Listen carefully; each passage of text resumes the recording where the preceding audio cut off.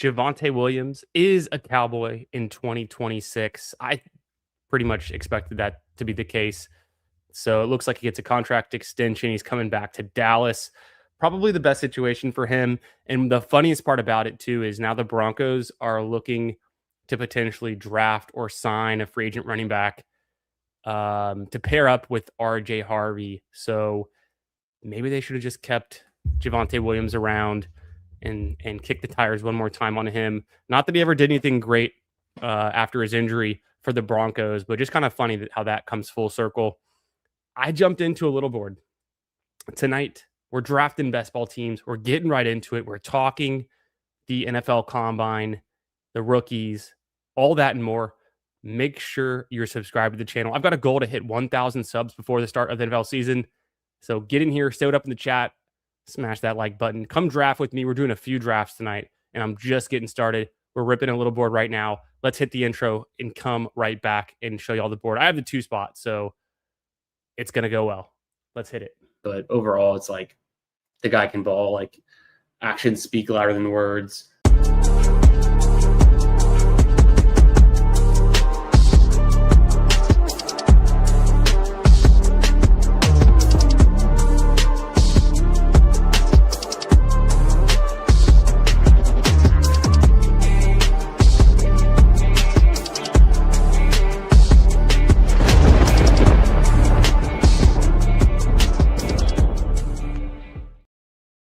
Maybe I should have just hit Jamar Chase on this because of my intro where I've got Chase and Higgins doing the high five in the end zone, but Puka Nacua, the 102. It makes too much sense to me. So that's where I'm going with it in this little board. I'll take as much Puka as I can get. The guy is just in a perfect team situation and incredible 2025, even with missing some games. So sky's the limit. I'll take Puka at the 102. Not a problem. I'm going to stay pretty even with the field on the first round, especially these early picks, but I kind of like Jamar Chase ahead of Gibbs and Taylor, obviously ahead of Taylor. I like JSN. I think you can make a case, JSN, McCaffrey, Gibbs, I think are all good picks between 4 and 6. That's kind of how I have it. I think if it was my rankings, I guess we just go Bijan, makes the most sense. And then I'd go Puka, Jamar Chase. And then I honestly would probably go McCaffrey. And then between JSN and Gibbs, I'm not 100% sure how I feel yet, but I'm just going to go with what the ADP says so I get exposure to all of these players. I've been pretty high on McCaffrey. And yeah, I posted out something on Twitter comparing Christian McCaffrey to JSN. I don't know if you saw that, but and then speaking of the extension, it's actually a 3-year deal for Javonte Williams. In NFL contract lingo, that means it's a 2-year deal because they'll just cut him before his last payday, but they'll backweight it. $24 million deal, $16 million guaranteed. Pretty good for a running back, especially one that's looking for that. What is that? As his 3rd contract, considering he signed a 1-year deal. So his 3rd contract, very nice. I tweeted this out earlier today. 2 things I tweeted out. One is some late round draft, late round wide receiver kind of dart throws that I like that could have some big spike week potential. So we'll get into that too. Don't let me forget. But let me pull this over.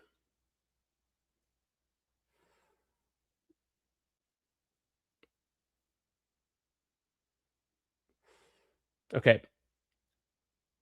And I'll zoom in a little bit, I guess. There we go. Wide receiver A is 29 years old, 129 targets, 102 receptions, 2,126 total yards, and 17 touchdowns. Wow.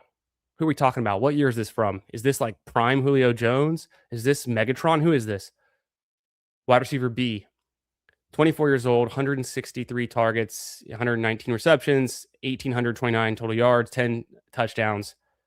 The long short of it is offense A is better than offense B. Wide receiver A is Christian McCaffrey. He goes at 7'4". Wide receiver B is JSN. He goes at 5'2". So are we really going to say that JSN's age justifies him going ahead of McCaffrey. When McCaffrey puts up 300 extra yards, that's 30 points, and 7 extra touchdowns, that's 42 points. That's 72 more points right there. Just want to bring that to light. I'm not saying JSN's a bad pick. I'm saying everyone's just convinced. It's a little bit of dynasty brain that you take the young receiver ahead of the old running back, but I kind of think you just take what's right in front of you and make the best pick for fantasy, because the spike potential between McCaffrey and JSN is really negligible as well. I think I'd have to look, and I have the data. I could pull it up. I think JSN's highest spike was higher than McCaffrey's, but we'll double check that after this next pick. I go Derrick Henry with Puka Nacua. That feels like a solid 1-2. And then this is so Nico Collins or Chris Olave. And I looked into it because I made this pick earlier in a slow draft, but Nico Collins was better even during Olave's best stretch of last season. It's close. It's really close. Nico Collins a little bit better. And Olave had more touchdowns too, so that was kind of confusing, but I'll take Nico Collins in the 3rd round, or Olave, like them both, but I'm gonna go preferentially probably towards Collins a little bit. How we doing tonight, fellas? Good to see you. We got Trav in the chat. Let me go way up here. Oh, oop. Trav, how we doing, brother? We got Jeff T, my man. Jeff T, what's the deal? We said we are going to draft Bridgman and everything, except for the Genesis. And look who's leading at the end of day 3. But we're on to something. We're on a good track there. Trav says 7 more little boards. Oh, too late. Yeah. Well, I think I might do a mix of little boards and big boards tonight. Yeah. Rest in peace, Rondell Moore. Tragic. We'll have to figure out what happened there, but sad news. Take Gibbs at the 102 every time. I'm not super opposed to it. If the market moves Gibbs ahead of Puka, I'll probably just also do that. But Puka is pretty solidly ahead of Gibbs in ADP right now. Gibbs did at one point move ahead of Chase. I think it used to go Bijan, Puka, Chase, Gibbs, and then Gibbs moved forward. Yeah, what's up, Paul? Maxed everything. We shall return for Little Board 2, and I bet it's not too far off. I bet you could be able to draft in no time. Looks like you have to head to a different site. Yeah, a lot of CMC. Yo, Frank, what's up, brother? King of Kings. When's the Little Board 2 coming out? Anyone know? God, you guys are savages. Darnold with a first-time play caller feels bad. Yeah. That's tough. That is tough. Losing cubes to the Raiders, so things will change there. Pretty standard start. Do you guys notice anything different here? I don't really see anything crazy. Maybe Ladd McConkey at 34. Not that crazy though. This is an interesting start from the 10 spot. CeeDee Lamb, Drake London, totally fine, nice, workable. But then McConkey and JMO, so he's going 0 RB. The guy next to him, when we zig, they zag kind of approach. Achane, Barkley, Kyron, and then takes Garrett Wilson, who I think is a nice wide receiver 1 in this kind of situation. I'm just very skeptical, of course, of the Jets. Who's the QB? Are the Jets ever going to be any good?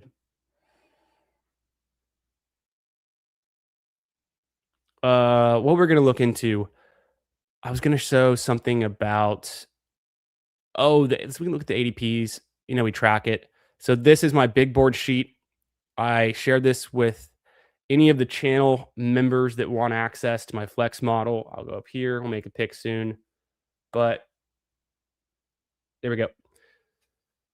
So yeah, this is all the ADPs. I'm tracking them. Gibbs was the 5, then the 4, then the 3.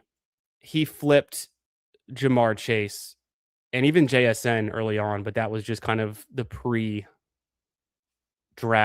before the ADPs kicked in, how they were ranked. So originally it was actually Gibbs at the 5, which I do remember for a day or two.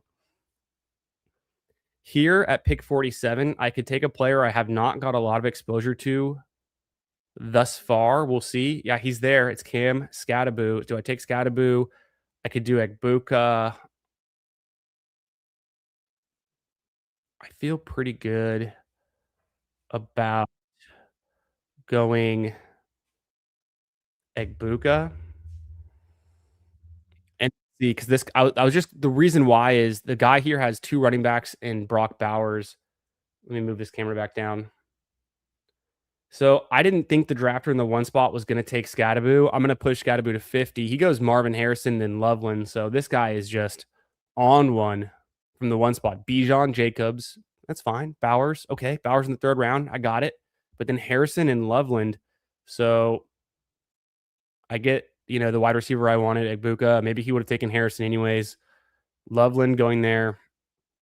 I guess he's catching a falling ADP on Loveland. I think Loveland's going to continue to fall this draft season potentially. I like Loveland. It's a heavy price to pay. So I'll take Scadaboo at 50. That feels good. I want to get Scadaboo as cheap as I can get him to get him in my exposures. I have not drafted a lot of them this year so far. Cheers. Happy Saturday night. We made it. It's the weekend. Hope you guys are doing great. Thanks for being here. Make sure you slap that like button. And we're going to be here all summer. I know it's not the summer yet, but we're going to be here drafting teams all the way until September. We've got PGA going on, NFL best ball. You know where to find it. So let me go ahead and scroll down so I'm not just blocking the picks that I'm talking about. But cheers, guys. Got a little bourbon on the rocks for you. So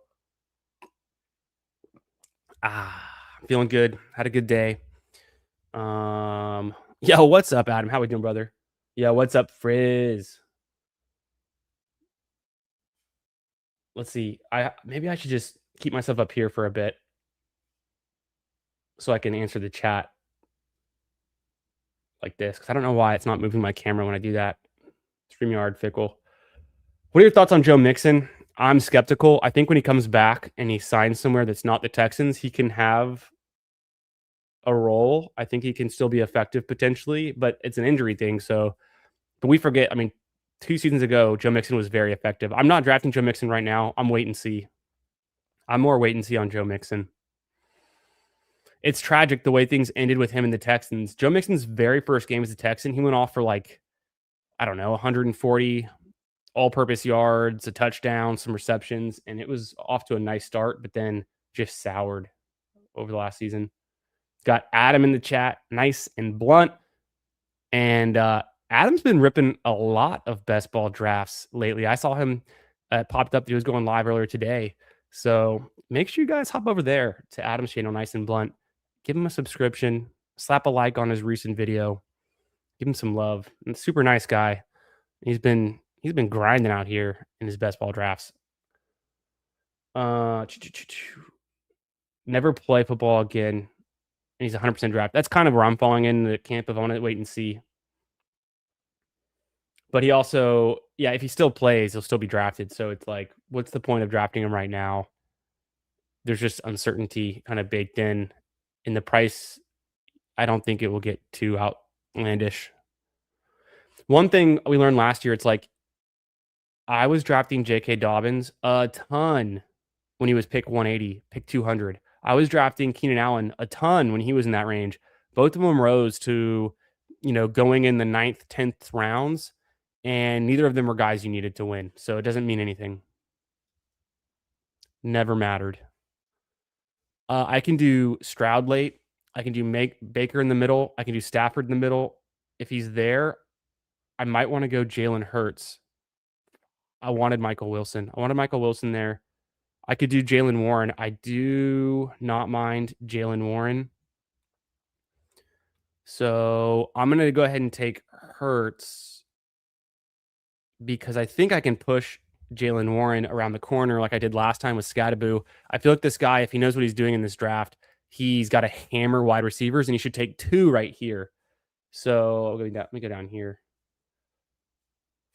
He started off 2 running backs. He's got 2 elite tight ends and 1 wide receiver. He takes Jalen Warren. His team is dead. I mean, not exactly, but he's not going to have any quality wide receivers. So he does not know what he's doing. It's fine.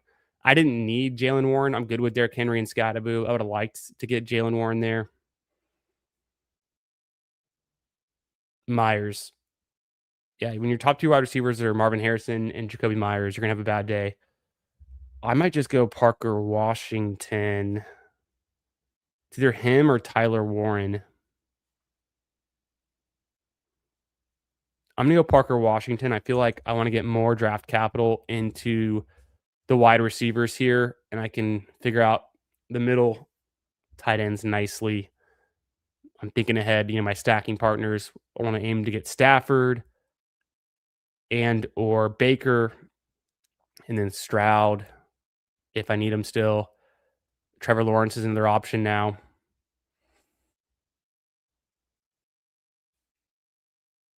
Oh, I forgot the music. Let's throw that on.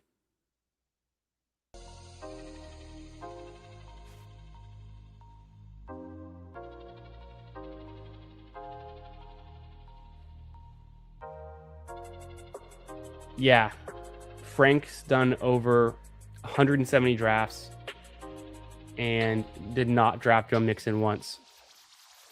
So, I think that's not a wrong approach this early in the season. I don't think Joe Mixon has to be the guy you need. So even if his value rises up like 5 or 6 rounds like Dobbins did last year, I think he'll be all right. But, I mean, you can sprinkle in Mixon if you want, if you really like him. Yeah, nice. They said freak injury. Yeah, Adam's super cool guy. Make sure you guys check him out. I know most of you already have. We have a pretty tight-knit, best ball community here.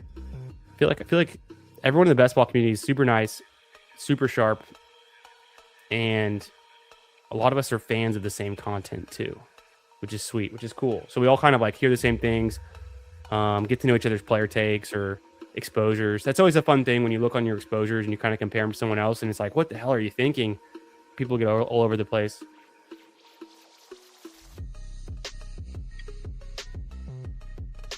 Hey, Steph Miller, what's up? Good to see you. Hope you're having a great weekend, Steph.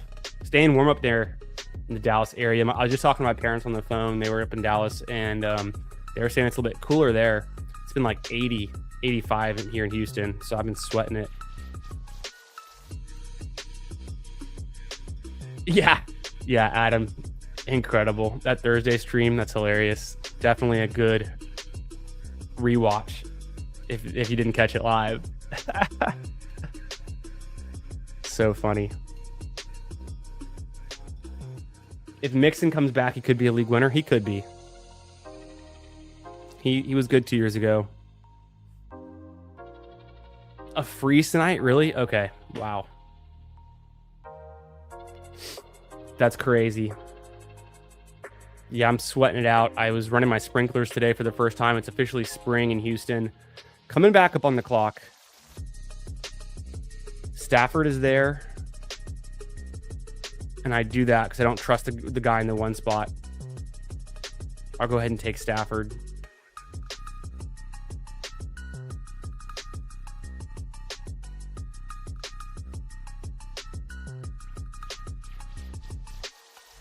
Go ahead and take Stafford. I don't necessarily need Baker Mayfield, so I'm not worried about that. I can always get Stroud later. Trevor Lawrence was gone pretty much as we expected. He went over here.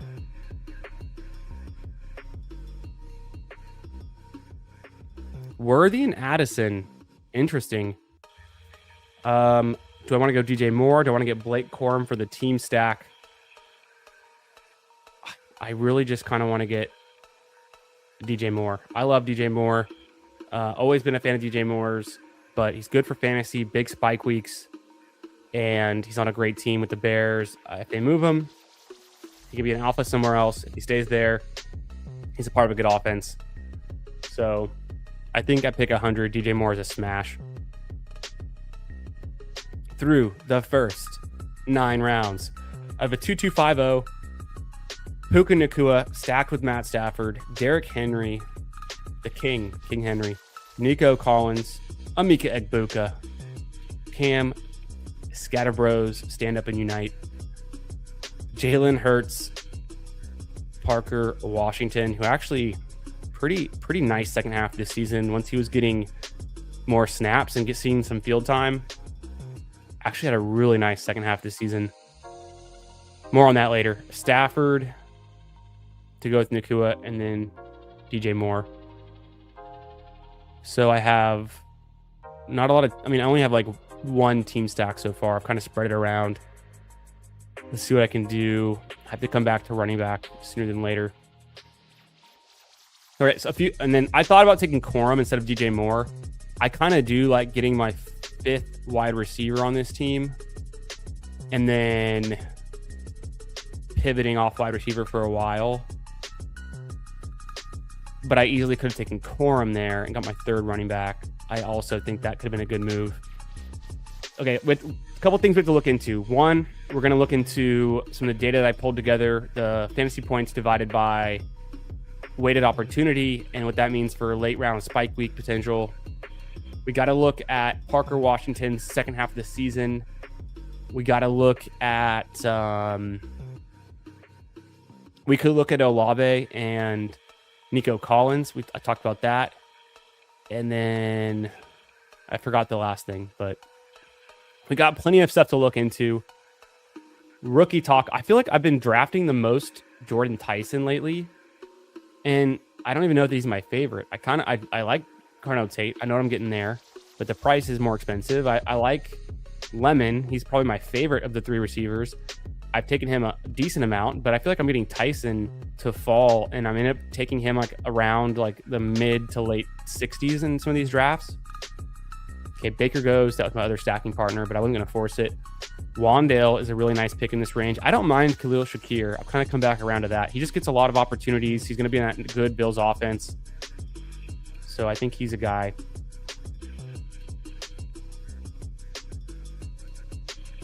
Okay, we're going to go 119, 122, 143.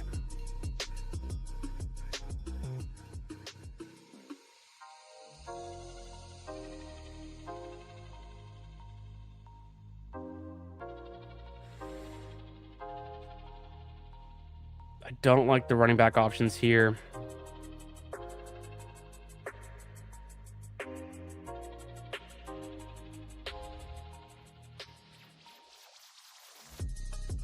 Let me go George Kittle.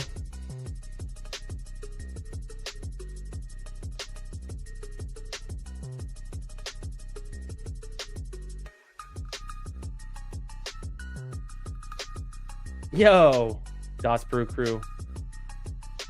What's up, brother? How we doing? Happy Saturday. Yeah, hashtag GhostRose. Nice, Trav. Nice. Been in San Diego. Love San Diego. Oh, son of a bitch. Stroud goes. I was going to take Stroud. That's fine. I'll go Kenny Gainwell as my my running back 3.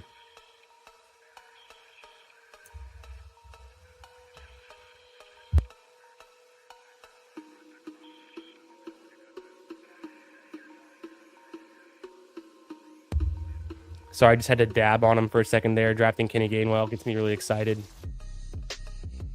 I was between Gainwell, Jake Ferguson, Dallas Goedert, Brenton Strange. I don't mind Jaden Higgins at that price too.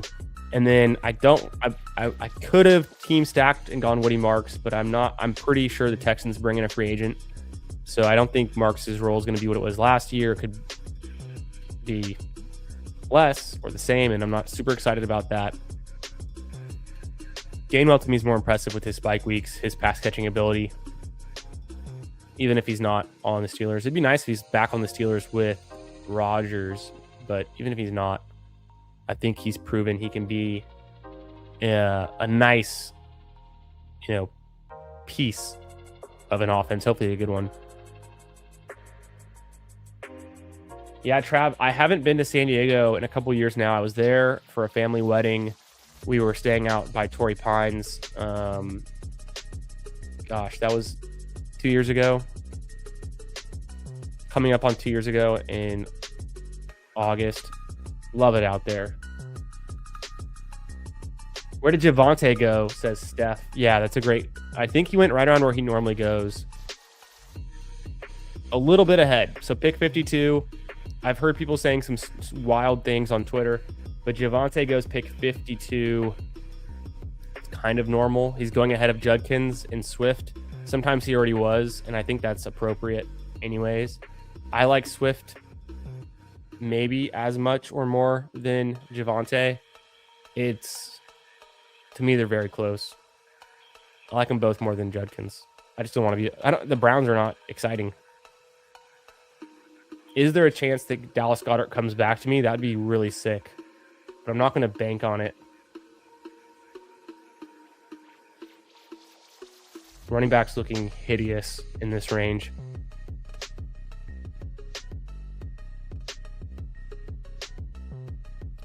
Briz says, if you had to rely on one Buccaneer player for your fantasy league, who would it be? Probably Bucky Irving. I have faith in Bucky Irving. I think he's a good pick. I think he's totally fine. He was injured last year, banged up, a lot of stuff going on. I still like Bucky, so I'd go Bucky, and then second, I would definitely go Emeka Egbuka. So kind of just falling ADP, but oh no, Goddard goes. All the players I had queued up go. I need to figure out what I'm going to do. I could use a tight end. I could use a running back. And I don't think I care about my QB3 right now. James Conner's there. It's about at ADP. I actually don't like the tight ends that are available here. I'll at least push it around the corner. I'll take... Oh, shoot. I'm going to take James Conner. Good thing I start him. Because I accidentally swiped out of the app. James Conner, it's fine. I would have liked Goddard there. It was well past ADP, though. Willis. Interesting.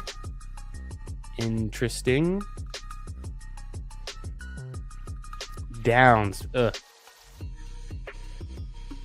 Okay. I could take Jawan Johnson. I could take Mark Andrews.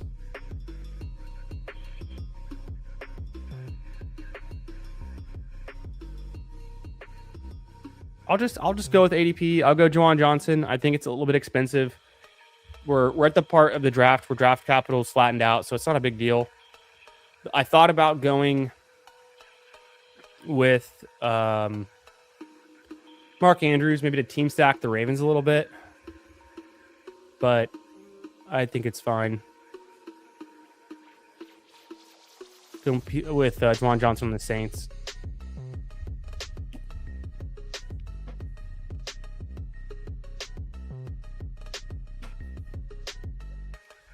I'll take a bunch of tight ends ahead of Kenyon Sadiq. I pretty much stopped drafting him. I think I like some of the second-year players even better. Like Mason Taylor goes at pick 200. So just the arbitrage there. But let me know if you're like a big Kenyon Sadiq fan. Like, am I crazy?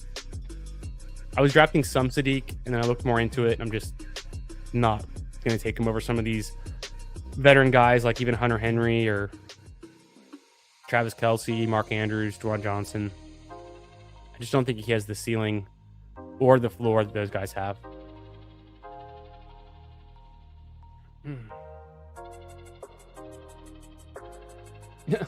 Warren Sapp and Tom Brady were the answers from the chat on trusting one Buccaneer. You guys are wild.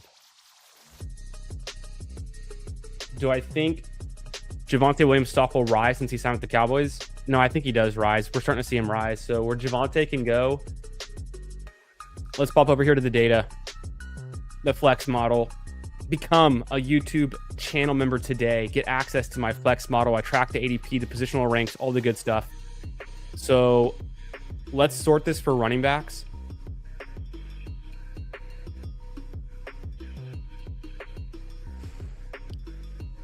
Let's go see.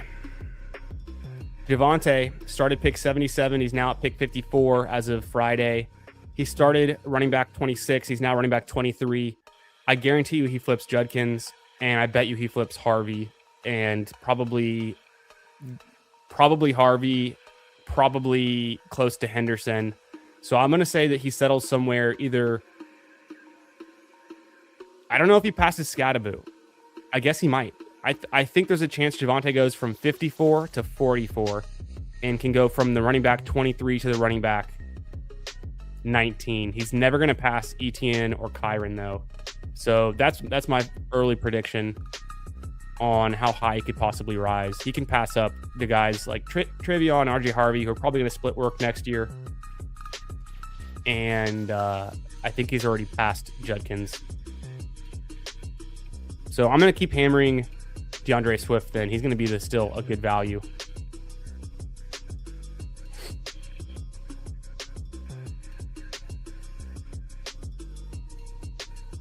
Now, do I need to think about going a QB here? I need an RB5. I have a 2-4-5-2 build.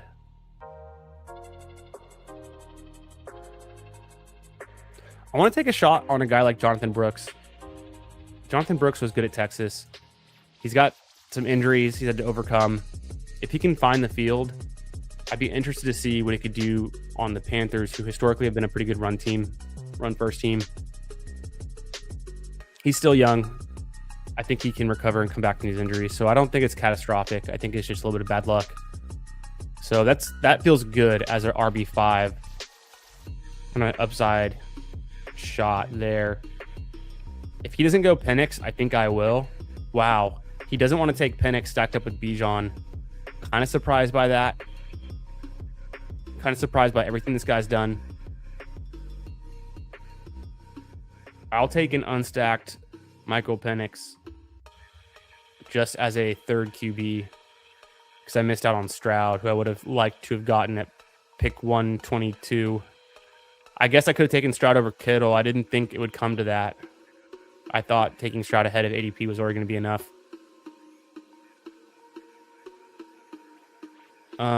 My team so far, through the first 15 rounds, I have a 3-5-5-2 build. I've stacked up Puka, and I've stacked up just Puka. That's it. Literally just that's it. Derrick Henry, Nico Collins, Emeka Egbuka, Cam Skattebo, Hurts, Washington, Parker Washington, Matthew Stafford, DJ Moore, George Kittle, Kenneth Gainwell, James Conner, Jawan Johnson, Jonathan Brooks, Michael Penix. I need to have something going on here. I need to figure out how I'm going to team stack my way out of this one, because right now I'm just kind of all over the place with picks, which is fine. I've just made like good structural team picks pretty soon. I mean, wide receiver is very flat in this range, so I can pivot back to wide receiver at any point. And then do I go like a guy like Mooney later to go with Penix? I could do that. I don't think I'm going to end up taking any more Eagles. I can't even think of an Eagle that I would want to draft at this point. And then Rams, we'll see what happens at tight end.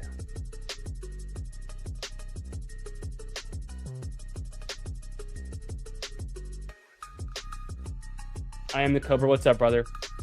Top Buccaneer will be Captain Jack Sparrow. Yeah, I like that. I like that shout. It's a good shout. Oh, okay. I thought that was Ferguson for a second. I was like, how did Ferguson already go? I don't even know if I like Ferguson. I think I like Parkinson more.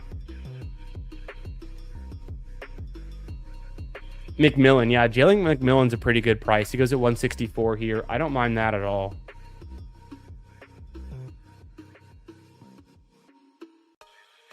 Especially if Evans leaves.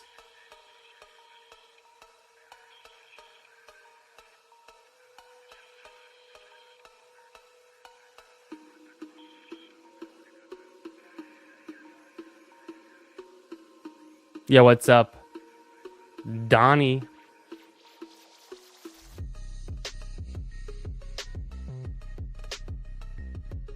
Nice phrase, Tampa. I'm going to be in the Venice Beach area for spring break. That's where I go. I visit family out there, Venice Beach. It's like, I don't know, less than 2 hours south of Tampa. Tampa's great.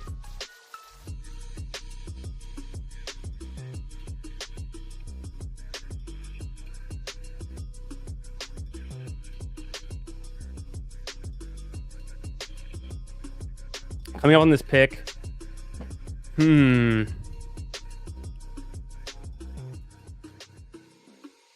Dalton Schultz is staring me in the face. I could just do that and team stack him with Nico. That's not a bad call. Do I even care about getting another stack with Stafford? Probably not really. Okay, well, screw that. Schultz goes. Brian Robinson or Torrey Horton. I'm a little bit more excited here about Torrey Horton, but I think I'm going to go Robinson because this guy's got 8 receivers and 3 running backs, so he's got to capitulate at some point. I'll just take the unknown on Brian Robinson. Not super stoked, but it's a pretty cheap price. Just underwhelming last year. Free agent, can you do something somewhere else? And then if Torrey Horton's there, oh, Emmanuel Wilson. It's so funny how Emmanuel Wilson's like 100% drafted this year, and I was the only one drafting him. It felt like the only one drafting him last year.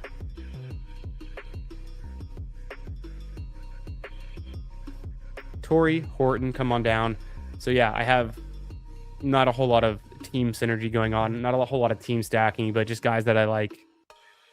We'll do better in the next draft, get some more stacks going, I guess.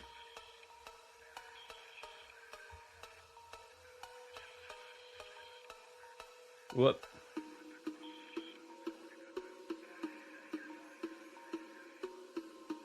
Didn't want to pay out the Bulls money because they extended him.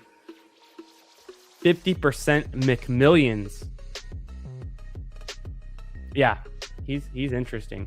Yeah, he didn't break his neck.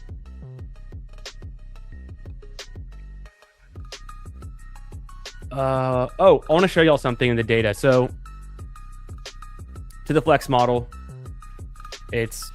I'll give this out to anyone who becomes a channel member. You get access to this. You get access to my Albatross model. So this one's for the big board. And let's go look at this. Boom. Zoom out a little bit. Yeah, this is fine. This is full year. I'm going to do half year because I want to focus in on the second half of the year. So let me toggle over to the second half of the year. And it's not Seattle. We're going to look at Jacksonville. Okay, second half of the year. Parker Washington. He had a 20-point game. He had 23.5. He was averaging 12 points a week. Pretty good, honestly. He had what was that? 5 games hitting your flex above 13 points. And he had that one spike week where he put up a big 20-point game. So pretty decent floor. 96 fantasy points. Only had 3 touchdowns in that span. Averaged about 5 receptions a game. Like pretty respectable. 544 yards over the last 8 games. Not bad.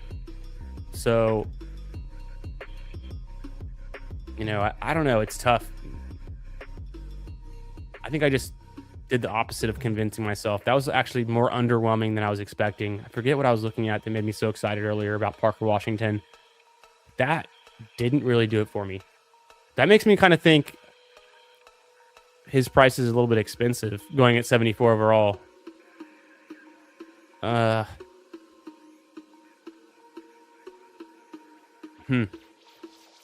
We'll just see. If Brian Thomas Jr. turns things around, I think he's the best value for Jacksonville's wide receivers right now. I think Brenton Strange and Brian Thomas are the main ways that I'm playing the Jacksonville pass catchers. I'll take Tootin if I get him past ADP. I take a good amount of ETN. I think ETN's coming back. I don't know. Sean Tucker's not a bad pick. I would agree. He didn't really catch a lot of balls, though. He's more of just a pure runner, so there's kind of a cap on how good he can actually be. But I see him kind of like a worse version of Tyler Algier, I guess.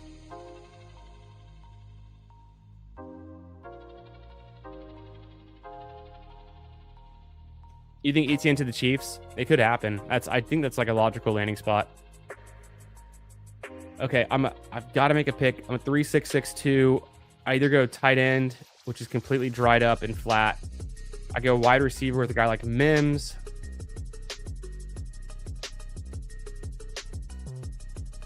Or running back. Boom. I'm going to go Devin Neal.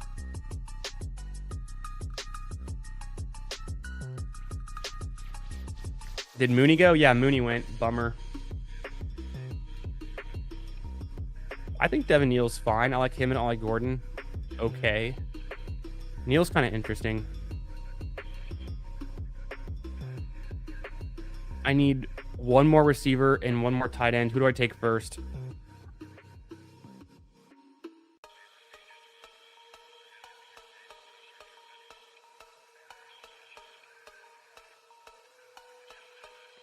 I guess I'm going to go Marvin Mims. Just see what comes back at tight end and kind of punt on that.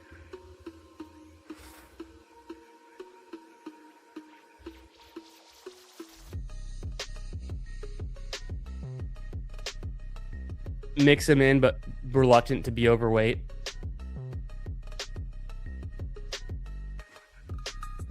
I want to show y'all something. What did I do with that? I moved my Twitter over here. Well, I have it in my sheet too. Okay. Let me pop over to the sheet. Some of the research I was doing. I was looking at... All right.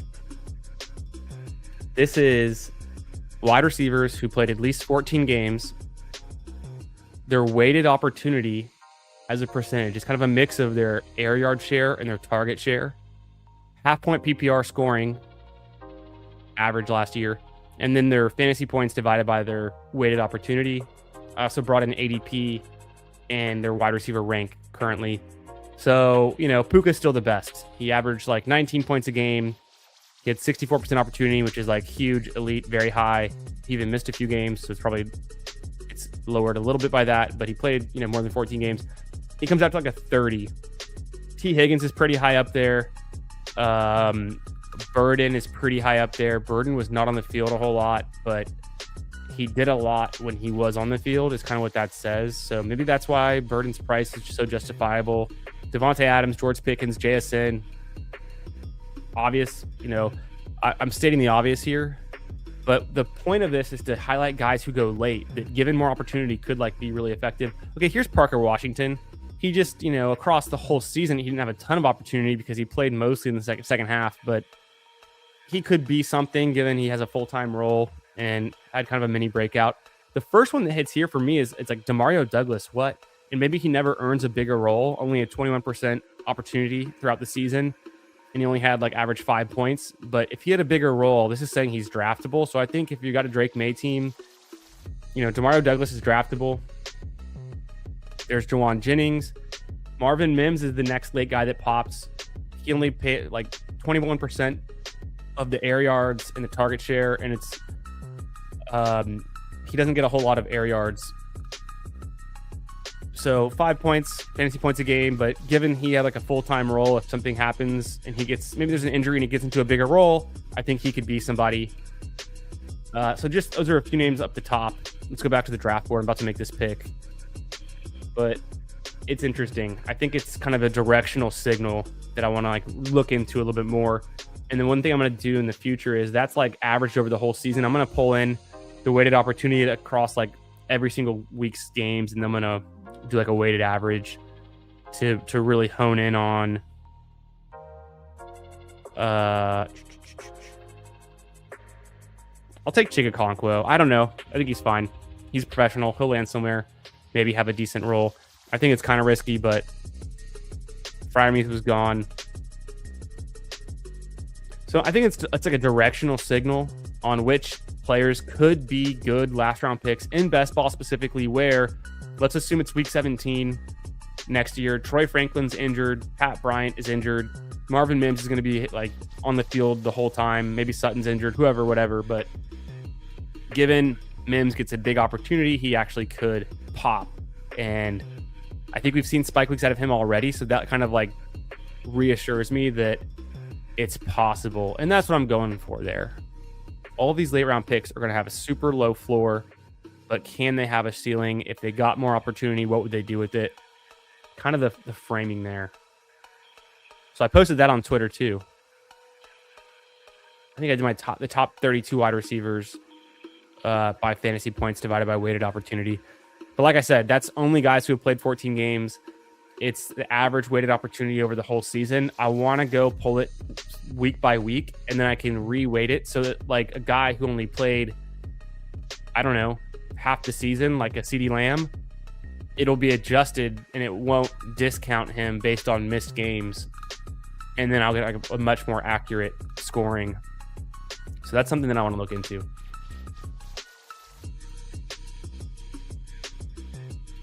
Yeah, what's up, OTR? Good to see you, brother. Thoughts on Vidal and Trey Harris? I like them both. I think they're both totally fine. Can we get some Trey Harris relevance in year 2? Why not? And then Vidal is like super cheap. And let me go back to the data. So, I mean, Vidal is cheap enough. He kind of goes 161 here. I would take Vidal ahead of... Technically, I think I would take him. I'd kind of mix in Rachaad White and Aaron Jones. But technically, he did better than them last season. Rachaad White and Aaron Jones, and Rachaad on a new team could be different. I like Spears more. I don't like Mason more, given he's still on the Vikings. I don't like Braylon Allen at all. So let me show you something about Vidal that gets me excited. The data that I put together... I have historical data from last year, and when I go down to Vidal, he's like, what, running back 40 in here? Not even. He's like way later than that. Okay. We're getting into the range. Kimani Vidal, he's running back 55. He's been falling. He was running back 44 when this thing opened because we were excited because he has showing some flash on the Chargers in the middle of the season. He played, so he was 70, let's call it 72nd percentile in snaps played last season.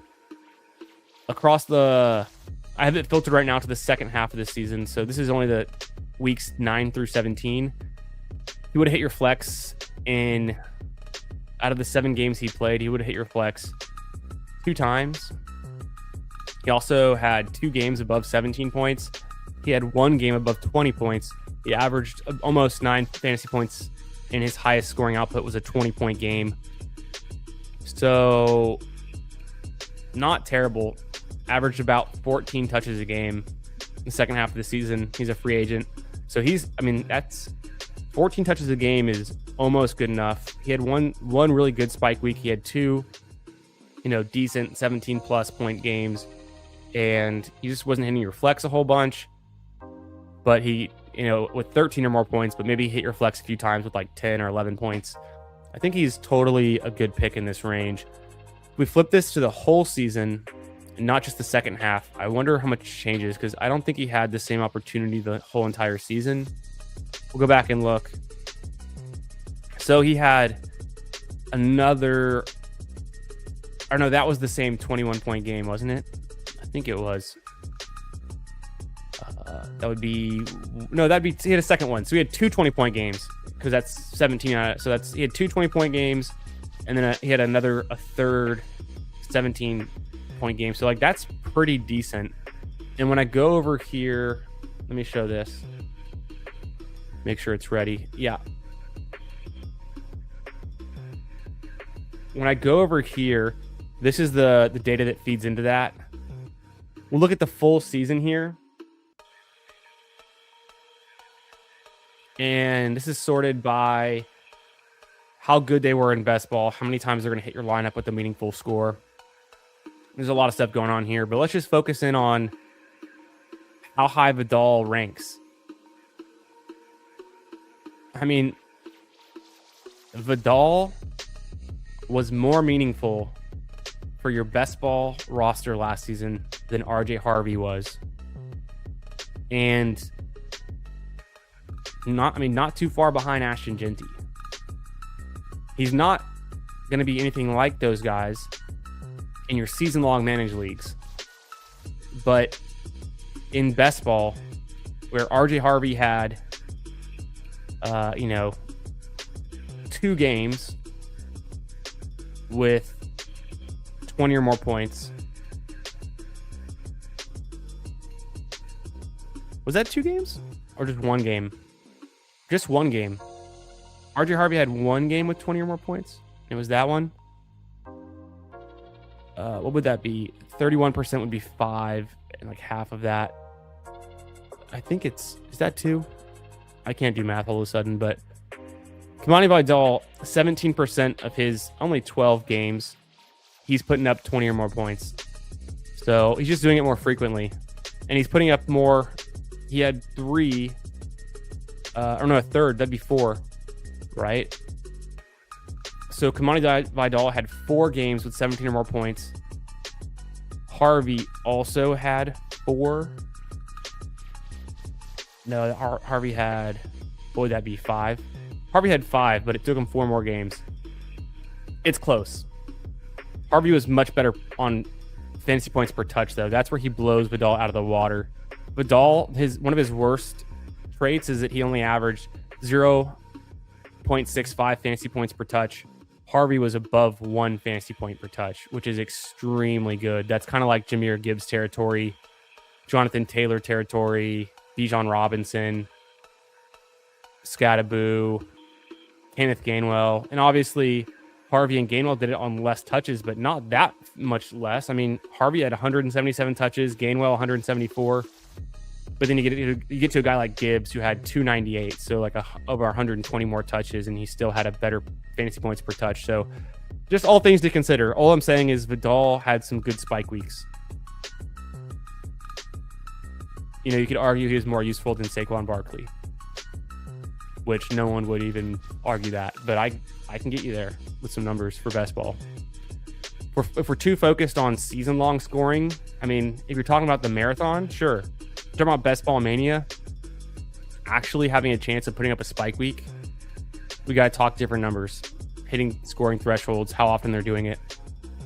So that's kind of what I'm getting at. So the reason I went pretty deep on that because I am drafting Vidal because I can see the light. I can see how he was worked out last year on a good team.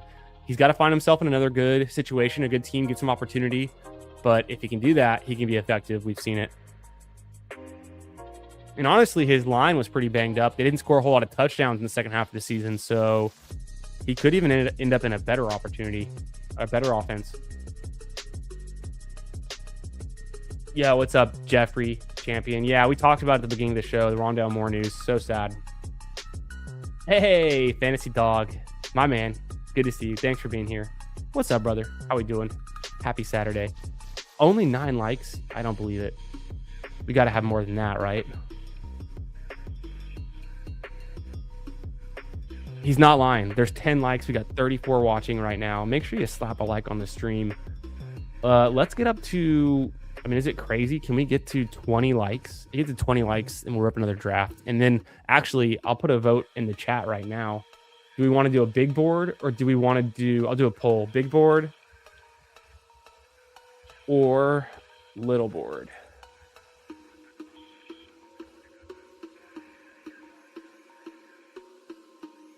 So make sure you hit the like button, support the channel, help me out, and let me know. Vote in the poll. Do you want to go big board or little board for this next draft?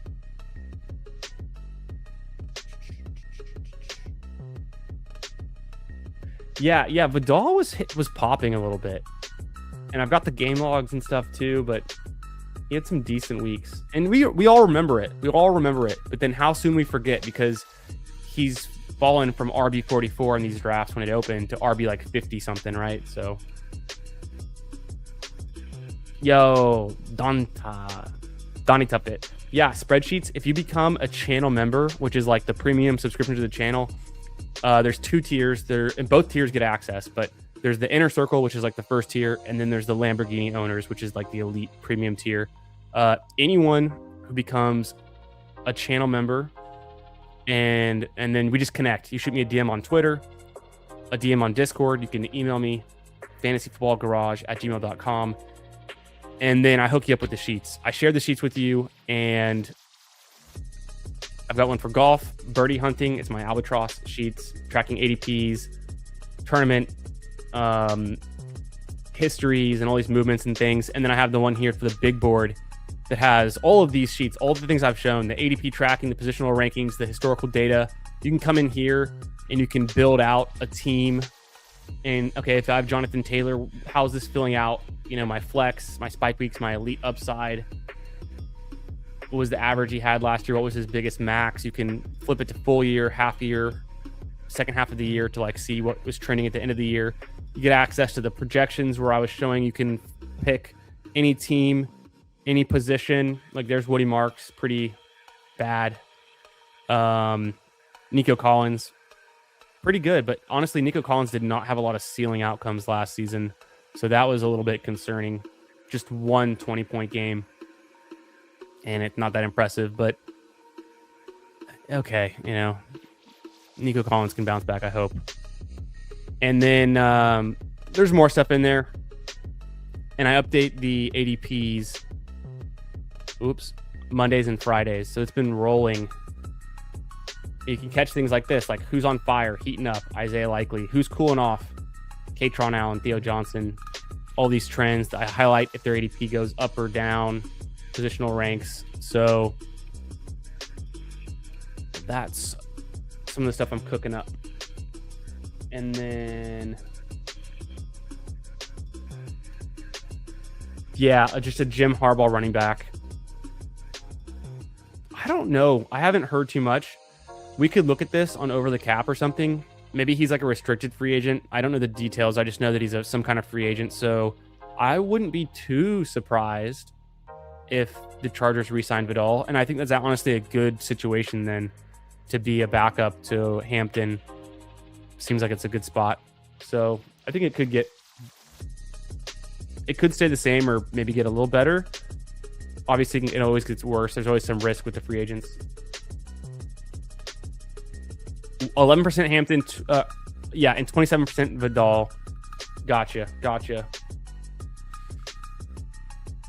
Jake London.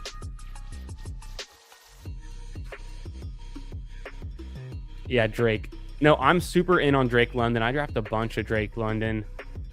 He's just so good. He's a smash. So I take Drake London and Neighbors over Justin Jefferson because I don't like Minnesota. It's just such a bad team environment. I overdrafted the Vikings last year, thinking that JJ McCarthy could step up, and maybe he can bounce back this year. But I'm gonna wait and see on that. So I'm pretty much fading the Vikings and going for the cheaper pieces, and just not really excited about it. Okay, I'm going to refresh. Let's check the vote on the poll. Big board or little board. We're at 15 likes. Let's get some more likes. But it looks like definitely big board. So, okay. And then also, if you're watching, make sure you subscribe to the channel. I got a goal to hit 1,000 subs before the start of the NFL season. And I'm getting pretty close. So I need your help to get there. It's free to subscribe to the channel. Cost you nothing, but it helps support and all that good stuff. So I'm trying to get to 1,000. It's a big goal. Let's do this final team review. We'll see if we get to 20 likes before the end of the team review, and then we'll try to rip a big board if we can get to 20 likes. Jalen Hurts, Matt Stafford, Michael Penix.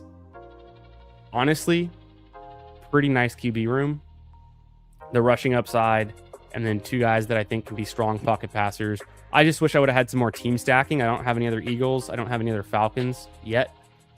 I think the Falcons are going to bring in somebody to back up Bijan. I don't know if it'll be someone they draft because it seems like the rookie class is pretty weak. But so maybe they bring in like a free agent. And could it be Kenneth Gainwell? Could it be James Conner? Brian Robinson? I think Brian Robinson's a pretty nice Tyler Algier like comp.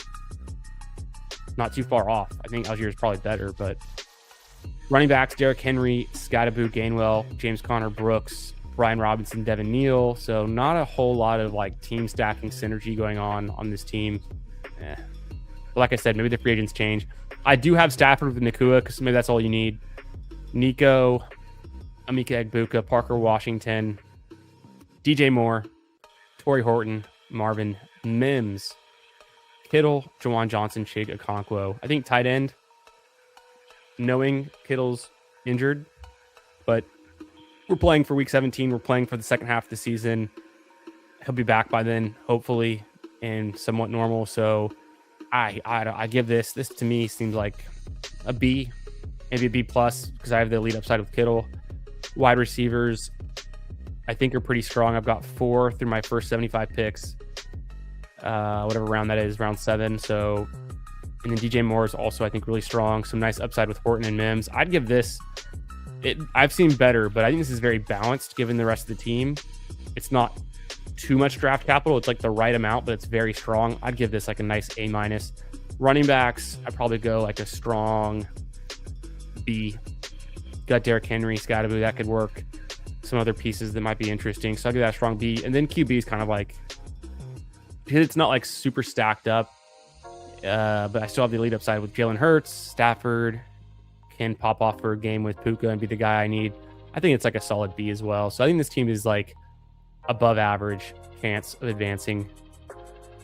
I'm also picking from the 2 spot, so it's pretty easy to look good.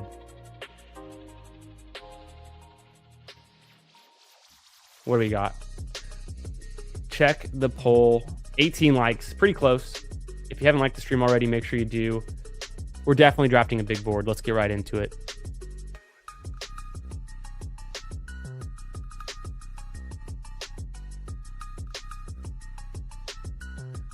Big board.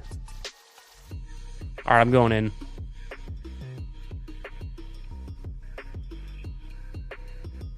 Waiting on 6. If you want to come draft, let's get it.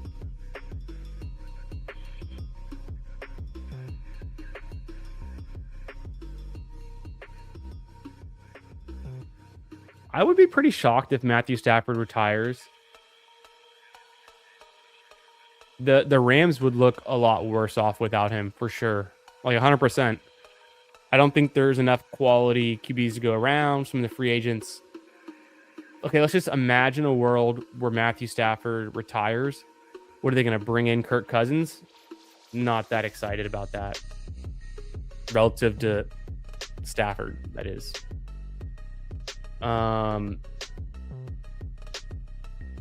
You know, did they bring in? I don't even know. I don't like Tua or Kyler. Could Tua like have a second career with the Rams? Maybe that would like tank the Rams. It's interesting. I don't think Stafford retires though. I think he can keep going. Yeah, Derek Carr makes sense. Fantasy dog. I totally would think that would be interesting. I wonder if that would work. I've seen people drafting Derek Carr in these big boards.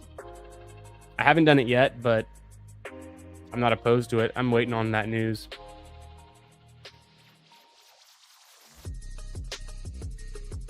Four players that I don't think will crack like the top 75 picks.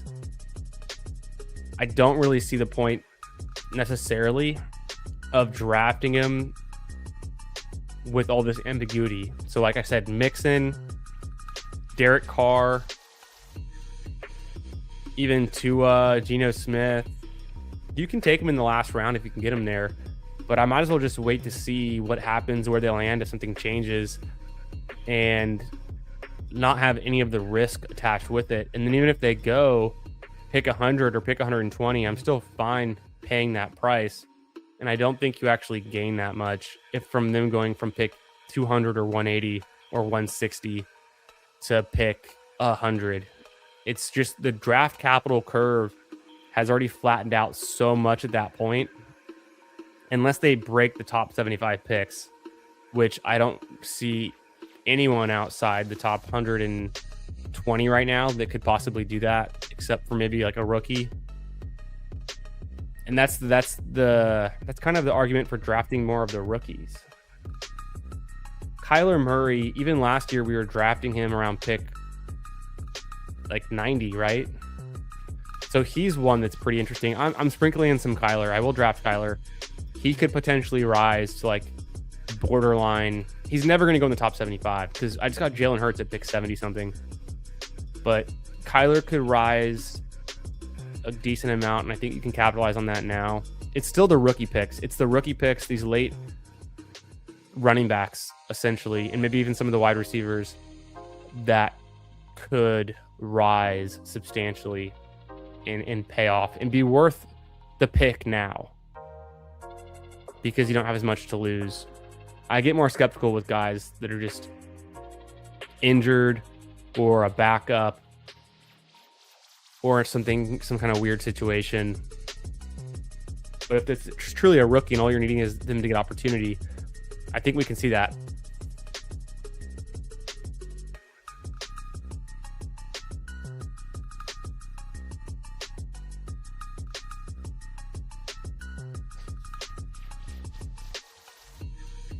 All right, we're in.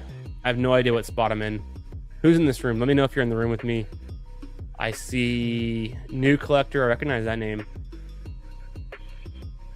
I don't see anyone in here. I did a big board, didn't I?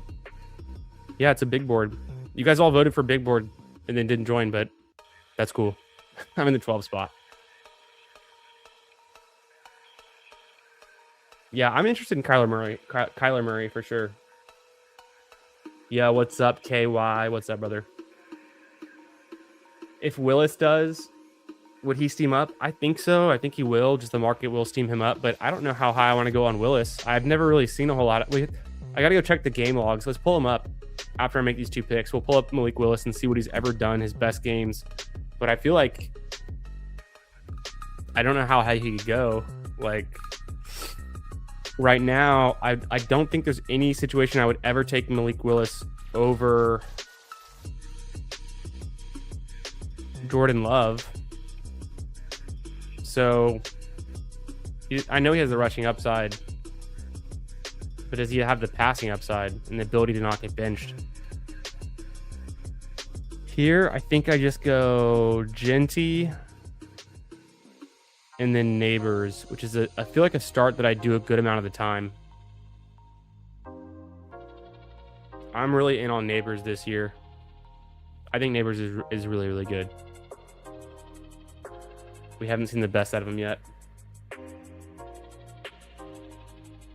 Yeah, what's up, Miss Smokes a Lot? This is a big board on Underdog. Boom. The big board. NFL 2026 pre-draft best ball. $10 entry. 250,000 people. 2 million in prizes. Top prize, $200K. So it is almost 40% filled. We have the combine starting next week. We have the NFL draft, coming up, but not yet. When's the official draft date? I've seen it a million times, and then I can't think of it. And then let me not show that one. Search player profile. I'm pulling up Willis. We're doing a deep dive. All right, we got to get to the bottom of this. Malik Willis, is he good? Was he ever good?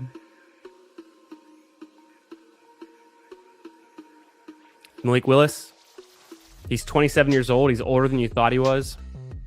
He's 6'1", 220, so he's got maybe 15 pounds on me, but I got 3 inches on him height-wise. He's not really a specimen. He's got a 4.57 though. I could not break a 40-yard dash, so he's got that on me. Weird, they put this right in the middle. I don't know how to get rid of that. That's usually not there. Game logs.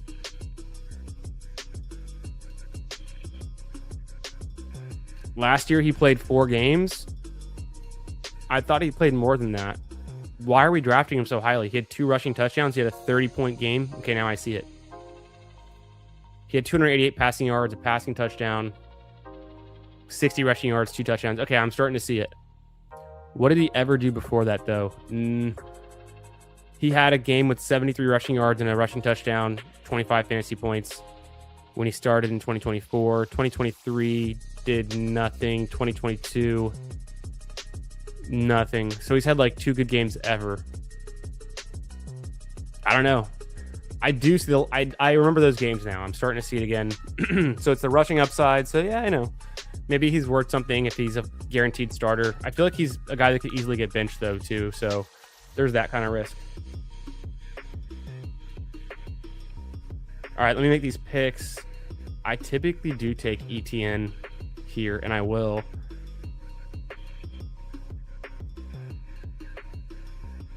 And I don't think I don't think I'm gonna have a chance to get Lamar Jackson to come all the way back around. I could do Zay Flowers. I could do Ladd McConkey. I typically go Jameson Williams. I'm just gonna do what I normally do. I feel like I draft this way in the 12th spot often, where I end up with Genty Neighbors and ETN, Jameson Williams. I'm pretty big in on the Lions, their offense, and Jameson Williams outscored Amon-Ra St. Brown in fantasy weeks 9 through 17 last year. So I don't know. Jameson Williams has done better and better every single year in his career. I do want to sprinkle in some Ladd McConkey. I think it could be a good situation for him. He can bounce back, but pretty underwhelming last season for Ladd. Olave going at 33 is interesting. I have seen T-Mac going ahead of Olave sometimes, but what is going on? Why are we taking Rashee Rice at pick 25? I'm confused by that. There's so much risk with Rashee Rice right now. He at 27 is great. Nico at 29, what a steal. T-Mac at 30 is totally fine. Olave at 33, a complete steal. I really like this team so far. Amon-Ra St. Brown, Hampton, Olave, Flowers. That's a sick team. Yo, what's up, new collector? I thought you might pop in. We did see your name in there. Good to see you, brother. Thanks for stopping in. Hope you're having a great Saturday night. I always recognize your name, too. I always see it in here occasionally. So yeah, Jonathan Taylor, London, Ken Walker, Devonta Smith. We're rolling. Very balanced start.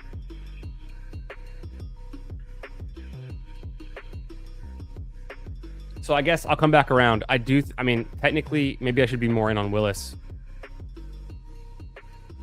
Yeah, what's up, Will? Yeah. Oh, people go in on it. Genty versus Love a bunch. Yeah. Where do you, Will? Where do you think you've seen like Love going to or mock to? I've seen a lot of mocks with Jeremiyah Love going to, and I guess we should talk about it too because he's on the thumbnail and he's also in the title of tonight's stream. But Jeremiyah Love. Okay, we're gonna flip over to the data. I'll show you because I track this too in my sheet, right? So, and I share this sheet. Anyone who's a channel member, a premium member of the channel, I share the sheet with them to get access to it. Let me filter for the rookies and the free agents, and then I'll show you. I have all this mock draft data in here from only the best mock draft analysts. Literally, I select the best ones only. So Jeremiyah Love, Lou Pickney had him going to Kansas City as of a couple weeks ago. Charlie Campbell had him going to the Saints. Xavier Cromartie had him going to the Saints. Baumgartner and Dogerman from The Athletic had him going to Minnesota. I don't see that as much. And then Ryan Wilson from CBS had him going to the Saints. So consensus right now is like Saints. I've seen other people talk about him going to the Commanders, who I think they have the pick right before the Saints. So I'll update those mock drafts eventually too as we get further into the draft season and through the combine. I think we'll get some different takes after the combine. But those first three names that I showed, those are, and I forget the website that ranks the accuracy of the mock drafters, but those are three of the most accurate mock drafters over the last 5 seasons. So some recency bias, but guys who are actually really good at getting the mock drafts correct, and not just with which players go in which rounds, but also which players go to what teams. And so I go Swift there. Now I'm looking at like Tyson, I think. I'm trying to figure out if there's anything else I should be doing here. Okay, well, I accidentally swiped out of the app, but I had highlighted Tyson. We got him. So like I said, I was kind of alluding to this in the last draft. I love Swift at pick 60, and then I've been getting a bunch of Jordan Tyson at pick 61, so I'm open to it. He's my wide receiver 3. I've got 3 stud running backs. But yeah, I mean, where have you guys been seeing Jeremiah Love getting mocked to? I'm trying to use the wisdom of the crowd, use the wisdom of the best mock draft analysts, and then be a little bit unbiased myself. Because I don't really have a feel for where he could go. I mean, people say like the Chiefs, the Saints, the Commanders.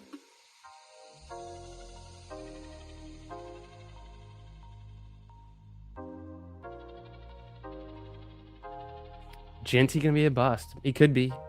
I like Genty a lot. And he was really good in college. I know he played in the Mountain West for the Broncos, but I forgot to roll this. So I drafted my team so far. It's a 3-3-0 build. I got Genty, Neighbors, ETN, JMO, DeAndre Swift, Jordan Tyson. And if you've been here on the channel before, you already know what time it is. We got to roll the Genty hype clip.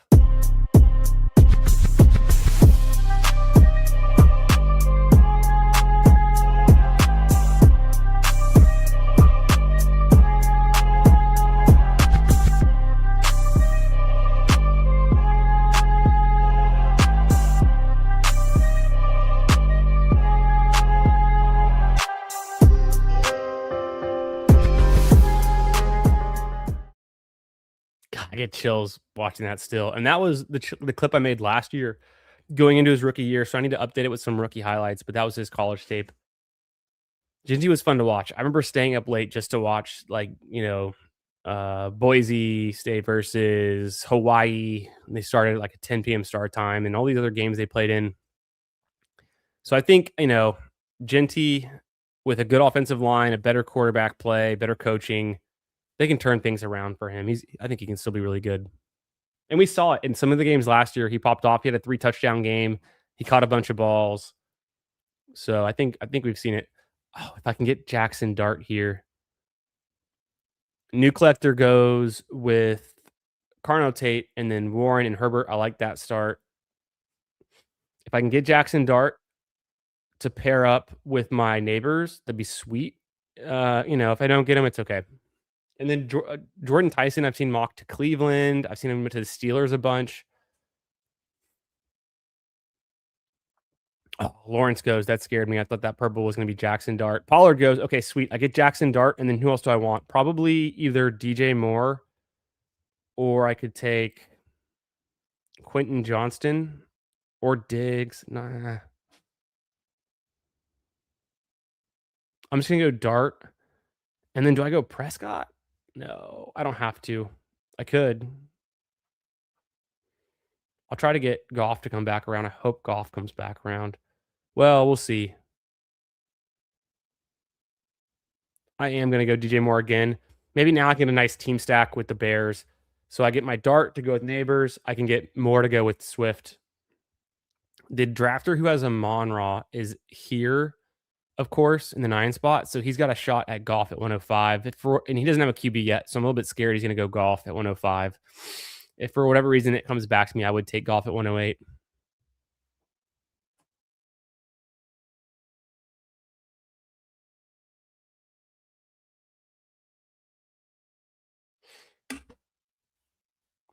Let's see. I was taking some QJ in this range. I like DJ Moore the most out of this group. Were the Addison, QJ, Myers, even Pittman Jr. to some extent. But Pittman Jr. had a nice start to the season. He's kind of like fluttered out.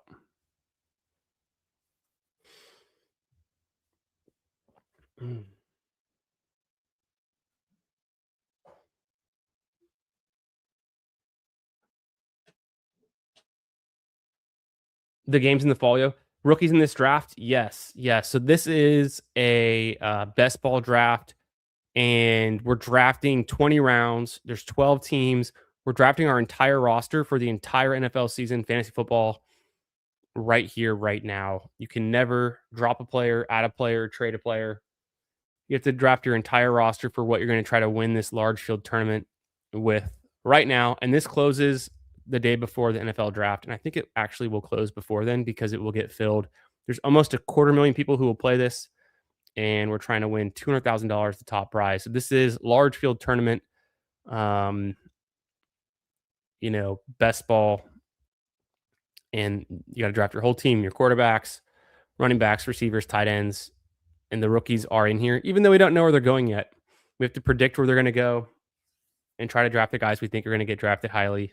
It's all part of the fun, part of the dynamic of drafting this early.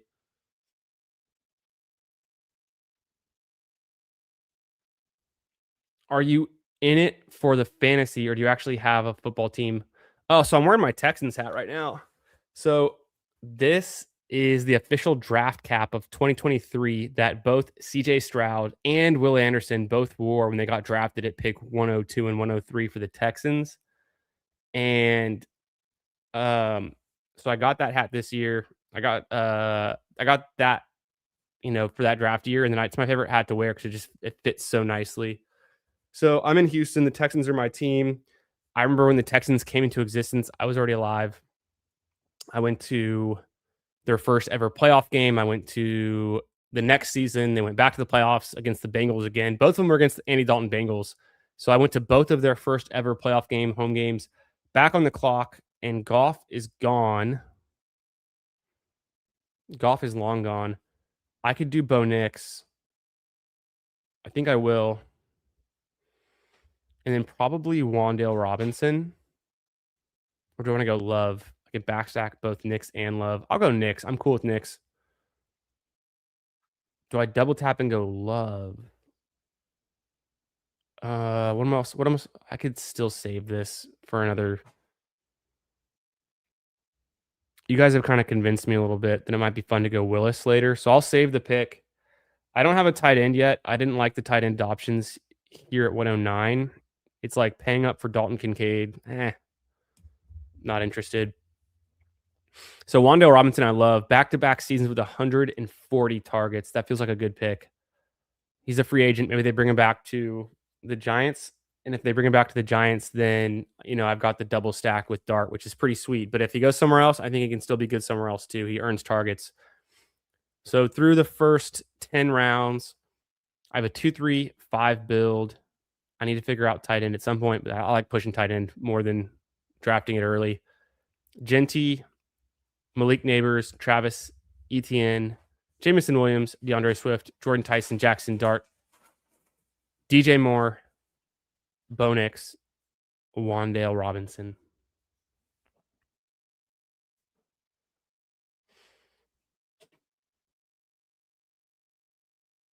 Yeah, so I'm in it for the fantasy, but I'm also my laundry fandom goes through the Texans.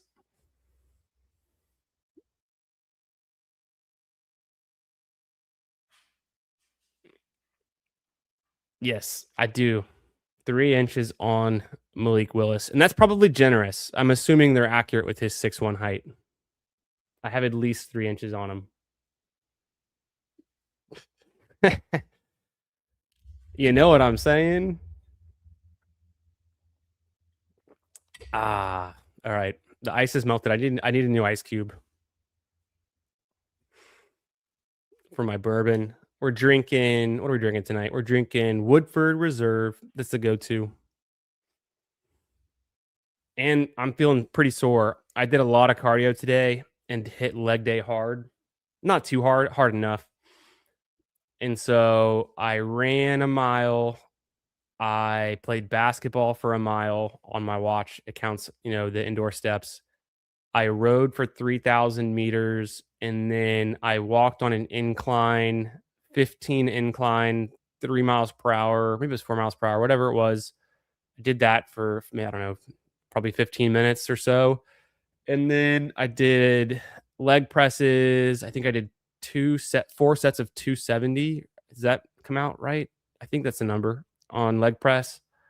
And just did some stretching in between, and then I hit up inclined. I did a little bit of chest just for fun, some incline. So I got all that in at the gym. My calves are like the most sore. It's probably from the jumping in basketball. Ferguson goes, I'm going to go Mendoza to stack him up with Genty, which seems really sick. And then I like that. Tight end. I don't like this range for tight end either. I don't want to reach on tight end. So I'm going to let it hit Mendoza and get my QB3. And then I've already got 5 wide receivers. I think I'll just go running back and kind of stay even. I don't mind J.K. Dobbins. Maybe he goes somewhere and has a nice role on a new team. Do they bring him back to Denver? I don't think so, at least. It doesn't sound like it. So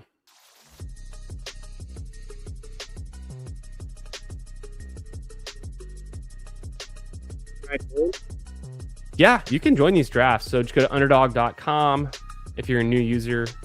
Use code Candyman, referral code, when you sign up.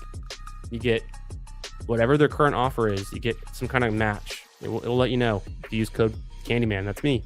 It's a promo code. I don't know. It used to be $50 match. It used to be $100 match. I'm not sure what it is right now. But if you're new to Underdog, come sign up. Get on the site. It's fun. They have it in most states. This is pre-NFL draft best ball. It's super fun. We're out here drafting real money teams, trying to win real prizes. And the best ball community is very sharp. A lot of fun, smart people. So come on in. Glad you're here. Hope you're having a great night. Will says, I think KC is more likely as a free agent running back than draft one that high. My guess would be the Saints or Washington. Yeah, I think that makes a lot of sense. Saints, says Jamie. What's up, Jamie? How are you doing, brother? Good to see you.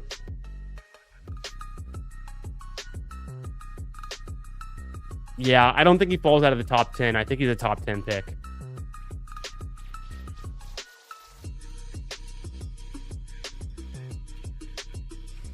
And I think it could be a trade up too. I'm not convinced that Cincinnati needs another running back. I think they've got their guy in Chase Brown. He's under contract. He's on his rookie deal. They're going to probably extend him this year. They like Chase Brown. They trust him. Chase Brown, and I'll show you some stuff on this in the data. So let's go back to our flex model. I shared this with all the YouTube premium members. So become a YouTube member today. Get access to my flex model. This is full year. Let's go to the running back breakdown between Chase Brown, and let's compare him to the running backs. You know, what's fair? I don't know. Let's just say Jahmyr Gibbs. Chase Brown got 74% of the running back touches last season. Jahmyr Gibbs got 63%. So Chase Brown is like more of a workhorse than he gets credit for.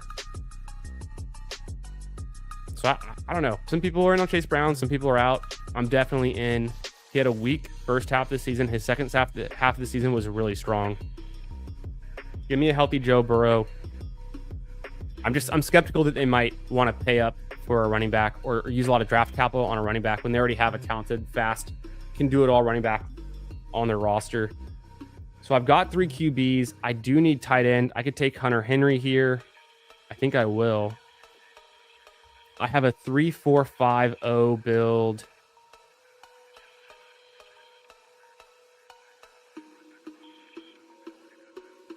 Because I've got Bo Nix, so I'm gonna go Hunter Henry as my tight end 1.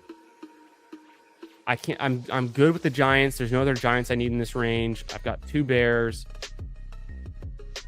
I've already got Genty with Mendoza. I can wait later on that. I'm gonna take this pick to go Pat Bryant.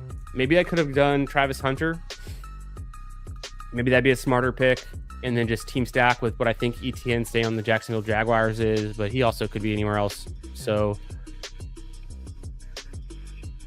it's been a while since I drafted a wide receiver since Wandale in round 10. Let me get what is that? My 6th wide receiver? My 6th wide receiver, Pat Bryant. And then I can stack him up with Bo Nix. And this is the appropriate range to do that.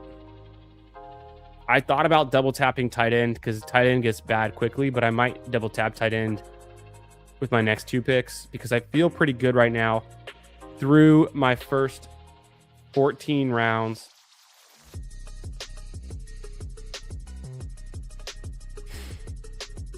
I've got Jackson Dart, Bo Nix, Fernando Mendoza. So I'm going with the young QBs. I got 2 sophomores and a rookie. I have Genty, Etienne, Swift, Dobbins. That feels really good. Wide receivers are Neighbors, Jamison Williams, Jordan Tyson, DJ Moore, Wan'Dale Robinson, Pat Bryant. That feels really good. And then just tight ends kind of weak right now with just Hunter Henry. Let's check in on our friend New Collector. See where he's at. So he started out with JT, London, Super Bowl MVP Ken Walker. Put some respect on his name. Devonta Smith, Carnell Tate, Tyler, Warren, Justin Herbert. He stacks him with Quentin Johnston. Nice. Glad I didn't snipe you there. You got Diggs at 104. I don't mind that. Jonah Coleman, Dallas Goedert. I like that. Stroud, Mandrews, Michael Penix to go with London. Very, very good stuff. Make sure you guys have liked the stream. I threw that poll out there if we're going to draft a big board or a little board, and I said we needed 20 more likes before we started the big board. Hey, we're at 21, so you guys came through. But we got 30 people watching now. If it's convenient for you, if you're on your phone, if you're on your PC, smash the like button. If you're watching on your TV, I'm impressed. And I know it's not easy to like the stream, but do me a favor. And if you're not subscribed to the channel, I saw this. I don't really look at the YouTube analytics that much, but apparently a third of my viewers are not subscribed, which blew my mind. Because first off, I don't even know how people find this channel if they're not already a best ball degenerate, drafting teams in February. But subscribe, because it costs you nothing and it helps the channel. And I've got a goal to hit 1,000 subs before the start of the NFL season. Getting to 1,000 subs is like a huge milestone for content creators on YouTube, and so I got to get there. But I'm just happy to be here drafting with you all on a Saturday night. So thanks for being here in general. But come say what up in the chat. Let me know what you're drafting. Let me know what's going on. What do you think about the NFL Combine next week? Where do you think Jeremiyah Love ends up going? We all kind of think he's going to go to the Saints.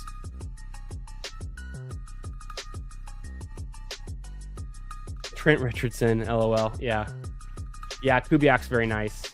Kubiak and Mendoza seems like a solid combo. I'm pretty in on Mendoza. I think we saw some traits out of him during the best run we've ever seen in the college football playoffs. Wow, it really dried up for me. I'm going to reach for Dalton Schultz, and I'm going to go ahead and grab Trey Tucker.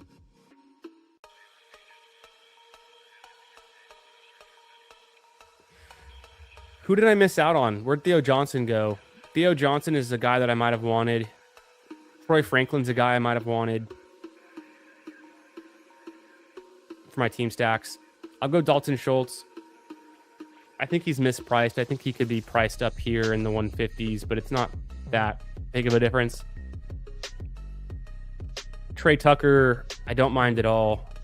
Very low floor, but sneakily had the second best score out of any wide receiver last season, only behind Puka.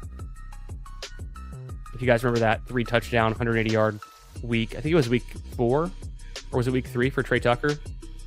So I'm not expecting that ever again. That was his best career game by far, I'm assuming. But we've seen him spike. We know what he can do. He plays a ton of snaps. He's on the Raiders, and the Raiders are going up. The Raiders are a candidate in my mind to go from one of the worst teams to actually the worst team to a respectable team pretty quickly with the coaching changes they've made, investing in QB. They got to get the O-line improved. They've had terrible draft picks for a long time, but Bowers was a hit. I think Genty can be a hit too. I think the Raiders can turn it around pretty quick. People will be surprised. Yo, Paulino, my man. Good to see you. OG in the chat. Paulino. How we doing, brother? What's going on? Are you into NFL draft betting with all the mock draft tracking data? You can use that. Yeah, I know. I probably should, but no, I don't bet generally on the NFL draft. I haven't historically.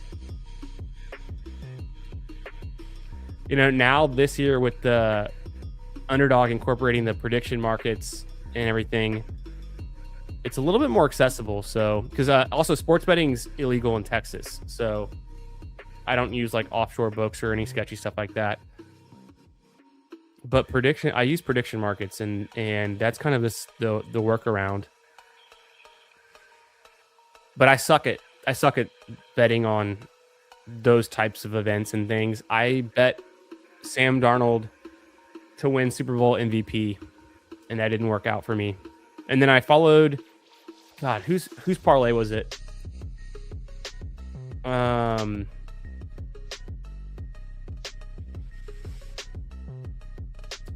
Josh Norris. I think, okay, let's make these picks. I have a 2-4-7-2. I need running back. I could take Ray Davis here easily. Question is, do I go tight end? It's getting pretty ugly. I don't really need wide receiver. Take another running back.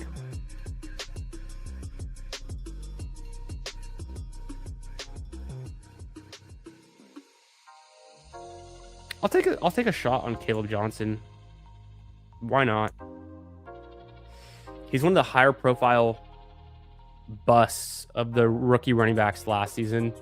And now he's going in the range with the guys that we don't consider bust, but just kind of underwhelming, like Devin Neal, Ollie Gordon. So, Rashard Smith, Jaden Blue. But Caleb Johnson, maybe he gets his shit together in year 2. We all know what happened on that kickoff.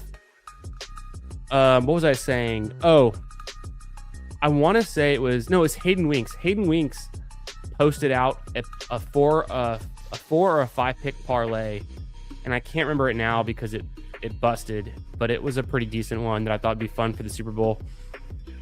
It was Drake May over 3.5 sacks. Easily that happened. I knew that would happen. It was Kayshon Boutt's longest reception under 20 yards, and his first reception and only reception of the entire game happened in the first quarter, and it was like 23.5 yards or 24 yards. So that busted immediately. That ruined it immediately.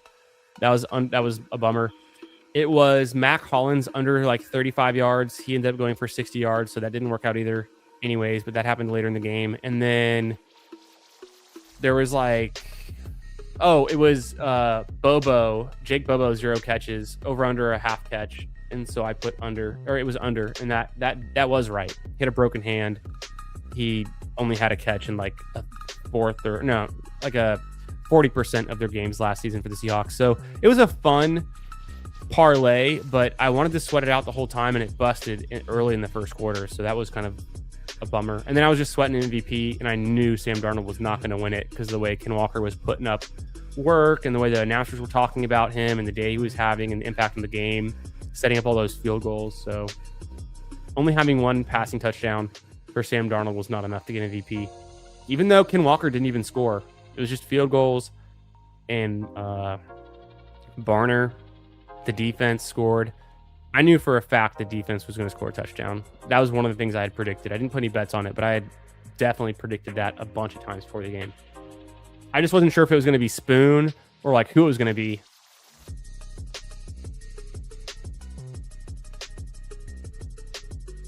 Tight end from the Bears. Yeah, Cole Kmet. He's draftable. He goes pretty late. I think that's not the worst pick. I'm going to go Pat Freiermuth if he's there for my third tight end. And it's my last pick. I could take an 8th wide receiver. I don't think I have to. I could take a 7th running back. I'm pretty balanced, so I probably just get some shots on goal at running back and take Freiermuth here.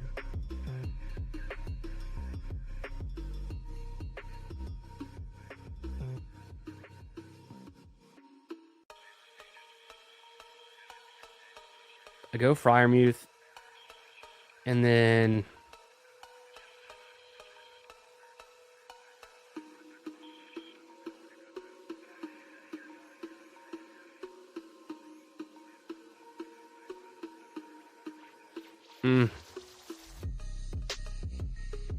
I let it go Jordan James. I didn't know what to do. I know we've hyped up Jordan James a little bit. I was drafting Jordan James in the big board last year. I thought he was a decent pick. I guess you make the case that Isaac Garindo and Brian Robinson aren't going to be behind McCaffrey, and Jordan James gets some contingent upsides, maybe some touches.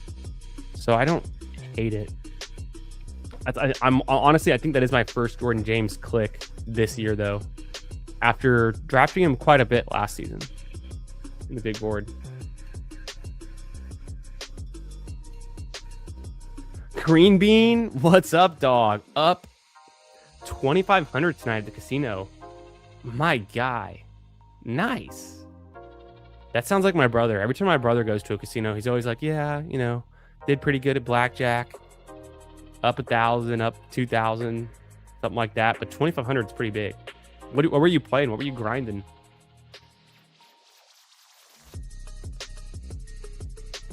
Yo, Game Tight. What's up, brother? Good to see you. Thanks for being here. Happy Saturday night. Hope you're doing well. First time sub. Hey, welcome in. Appreciate you. Daily streams. Pretty regular. So I go live late night on these streams. Monday nights, I have a show with Bindles, my co-host. It's called Ballsy. And we do some hot takes. It's a dynasty and a best ball show, but we mostly are just it's a lot of best ball. We lean into whatever is going on in fantasy football current time of the season, but we do a lot of big board drafts and stuff. We have great guests on. This week we have Emo Cowboy on. So Emo Cowboy's coming on. We had BBG on last week. He joined for the second half of the stream. And then we've got Emo Cowboy on this week to come draft with us Monday night. So every Monday we do Ballsy, 10 Eastern. I do a PGA best ball show. I've been doing it on Wednesdays, but I'm moving it now to Tuesdays. So that's a big announcement. So on Tuesdays, I do PGA best ball, Birdie Hunting, and we prep for the week ahead next week at the Cognizant Classic. And then I'm going to be alternating Wednesdays or Thursdays, and most likely it's going to be more Thursdays, where I go back to NFL best ball and drafts live on stream. And then you never know when I'm going to go live, whether it's going to be Friday or Saturday or Sunday, but I mix up those days. So I'm usually live streaming typically like 4 days a week. And a light week for me is like 3 days a week. And maybe I'm maybe someone else is hosting me and I'm joining someone else's channel as a guest. Then I might just do 3 on my own channel that week. But that's kind of the schedule. So glad you found the channel. Hope you enjoy the content. Thanks for being here. Let's get into another draft. Let's review this team. I'm curious to see what new collector ended up with. His team was looking pretty good. 3, 6, 8, 3. Yeah, makes a lot of sense. After he took the Trey Harris, he went Singleton, Nixon, Najee. He loves his old running backs, especially injured ones. So give him some crap for that. Mooney, I want to find a way to get Mooney on more of these teams. I feel like I keep forgetting to draft him. And then Jalen Noel is pretty fun too. The data that I was showing earlier in the draft, and we'll pull it up again. So I say it, but I mention it for everyone. If you become a YouTube member, which is the premium monthly membership to the YouTube channel, you get access to my data, my ADP tracking, my flex model, my spreadsheets, all the stuff that's in here. But one of the things I was looking at was last year's weighted opportunity and fantasy points. So fantasy points per weighted opportunity, trying to highlight guys that could pop, that are going late in the drafts, that, you know, given they are filling in for an injured player who's a starter, or they're just carve out a bigger role in their offenses, they could actually be really good for best ball and have a big spike week. So guys like Demario Douglas, Marvin Mims, Hollywood Brown was actually popping. I need to look more into Hollywood Brown and what his situation is going to be for 2026, because I feel like I'm totally avoiding him right now, and I think we all kind of are. Xavier Hutchinson is a guy that pops. And so I know that Jalen Noel is like 100% drafted or like close to it. We need to be looking into Xavier Hutchinson. I think Christian Kirk gone. There's targets, you know, available for the Texans. And I think Xavier Hutchinson could be a nice last round pick. He goes largely undrafted, but he kind of popped here. A guy we all know every year we talk about his what if T's out, what if Jamar Chase is injured, Andre Yoshivas. So just being attached to Joe Burrow, but he also is a guy that kind of pops in that Xavier Hutchinson category. Cooper Kupp shows up. I think he's getting drafted a bunch, but he's still draftable. Mac Hollins shows up in this list, so another Patriots wide receiver I think is interesting. And that's kind of it for the top 32 that I think are the most interesting. But I tweeted that out earlier today. And it's just interesting. It's directionally accurate, looking for a signal on who are some of these like draftable late round picks that, given some more opportunity, could actually be pretty good for best ball. So that's what that list is intending to help us figure out.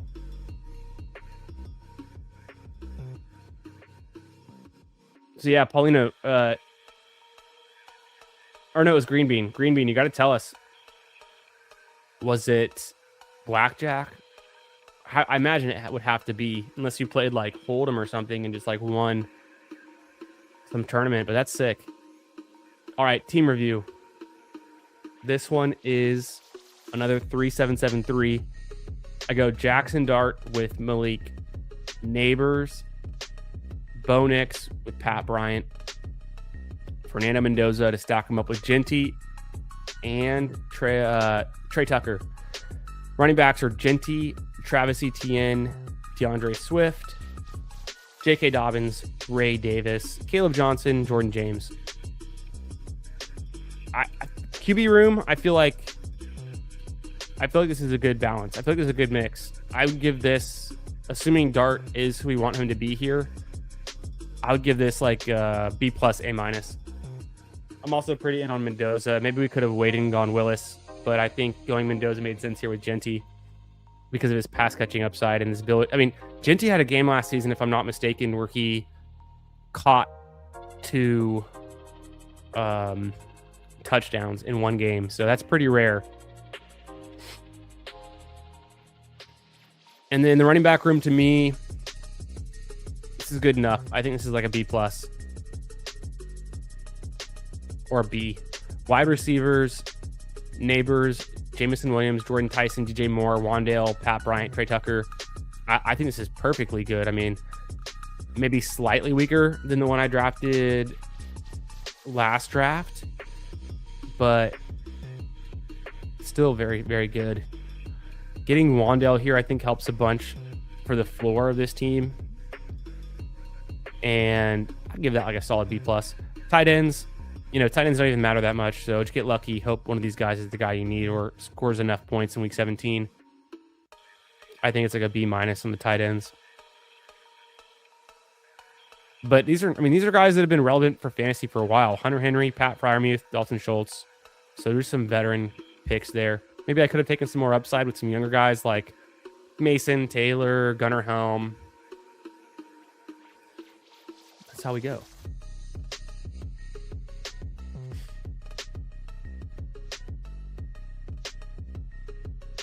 Whoops. Boom. All right. Game Tight says, when is it appropriate to draft your first running back in a true zero RB build? So this is a great question. And zero RB is very nuanced. So the purpose, the seminal like article about zero RB from Sean Siegel is all about the draft capital allocation into running back as a positional group. And that doesn't even mean that you have to take no running backs through a certain amount of rounds. Hero running back is zero running back. So a hero running back build is a version of a zero RB build. So like this team here in the 5 spot. Yeah, you're good, Green Bean. Don't worry about it. Driving home. Hell yeah, brother. Got the stream on in the car. God, you're fucking legend. This team here in the 5 spot goes Chase, Love, Collins, Adams, Thomas, Burrow, and then Warren. And then Laporta, then Montgomery. This is very close. This is pretty much a hero RB build. Getting Warren here and then Montgomery makes it a little bit more balanced than a true like zero RB hero RB build, but this is pretty close. And so you could say, based on what we've seen work in the past with previous Best Ball Mania winners, which we can go pull up here where we got the notes. Yeah, I have the notes here of all of the guys who have won Best Ball Mania. Some of them don't load sometimes, though. These ones didn't load. The older ones here. There's Karane's team. The team on the show didn't end up loading. I don't know why it's not loading here. Let me check on it real quick. Let me do this. Hit a refresh. Something happened with these image files. They're just not showing up in this sheet right now anymore. But it's Fareed's team. Oh, it's over here. Something weird happened to it. I'm gonna move it back. Okay, I got it. I fixed it. Let's look at Fareed's team. Where am I? Okay, and I'll zoom in.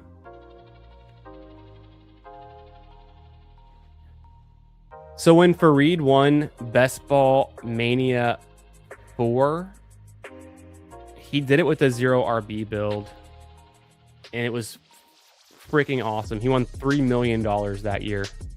This was 2023. So he started off Amon-Ra St. Brown, CeeDee Lamb. I'll zoom in even more. You go 110. Amon-Ra St. Brown, CeeDee Lamb, Amari Cooper, Christian Watson, George Pickens. So his first 5 picks are all wide receivers. He then takes Alexander Madison in the 6th round, who didn't even help his team at all. But this is like a true 0 RB. You take your first running back in like the 6th round. Then he goes Swift and James Conner. So he goes 3 running backs in a row. So it's not just about like where you take the running backs. It's how much draft capital you have into the running backs. In a 6th, 7th, and 8th round pick, that is like the bottom bucket for running back draft capital for your starters. He's in there's, think of it in 5 buckets, 5 quintiles. So draft capital allocation for wide receiver, he's obviously in the top bucket, the first bucket for wide receiver draft capital allocation. I mean, his first 5 picks are wide receivers. So all of his top dollars are going into wide receiver. And then his top running backs, he's kind of getting through with budget guys. Madison, Swift, James Conner. QB going in the middle has always been a winning strategy. So middle QBs. He goes Tua, then he goes Freiermuth, Laporta, Jordan Love. He goes Raheem Mostert, another running back.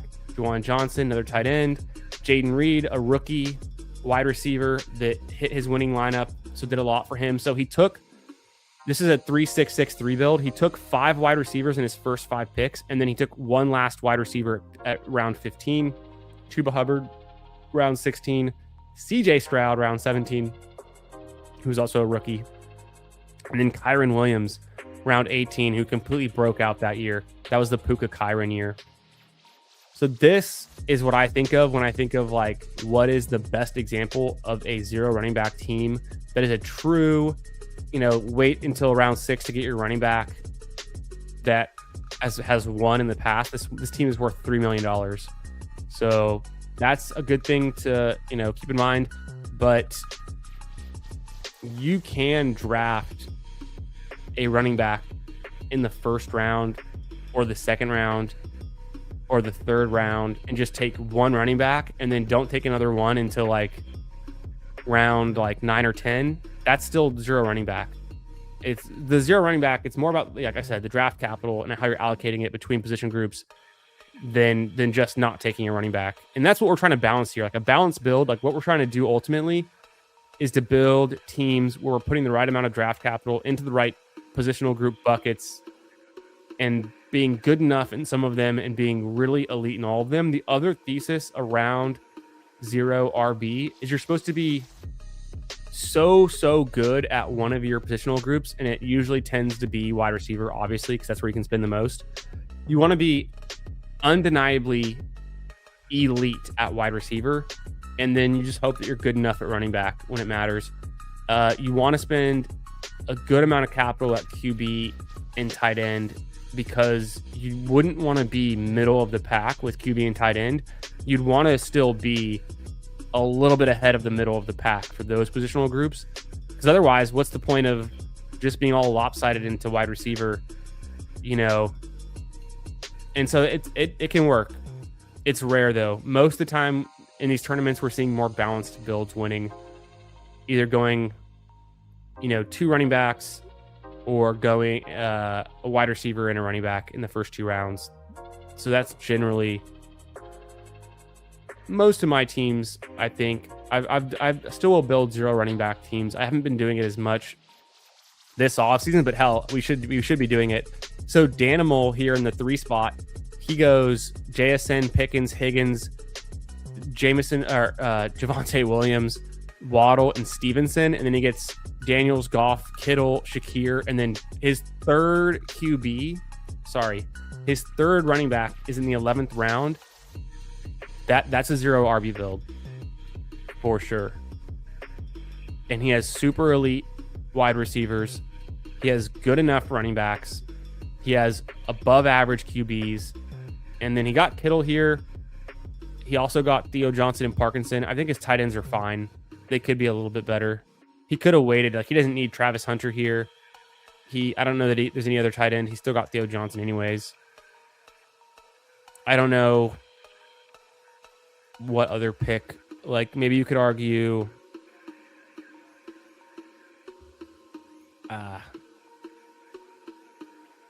no, this is fine. He did everything fine. This is actually, and then to even get 2 in the last round is actually pretty on par with what you'd be wanting to do here, given that you could pay up for 2 of your quarterbacks, but then get one of them real cheap.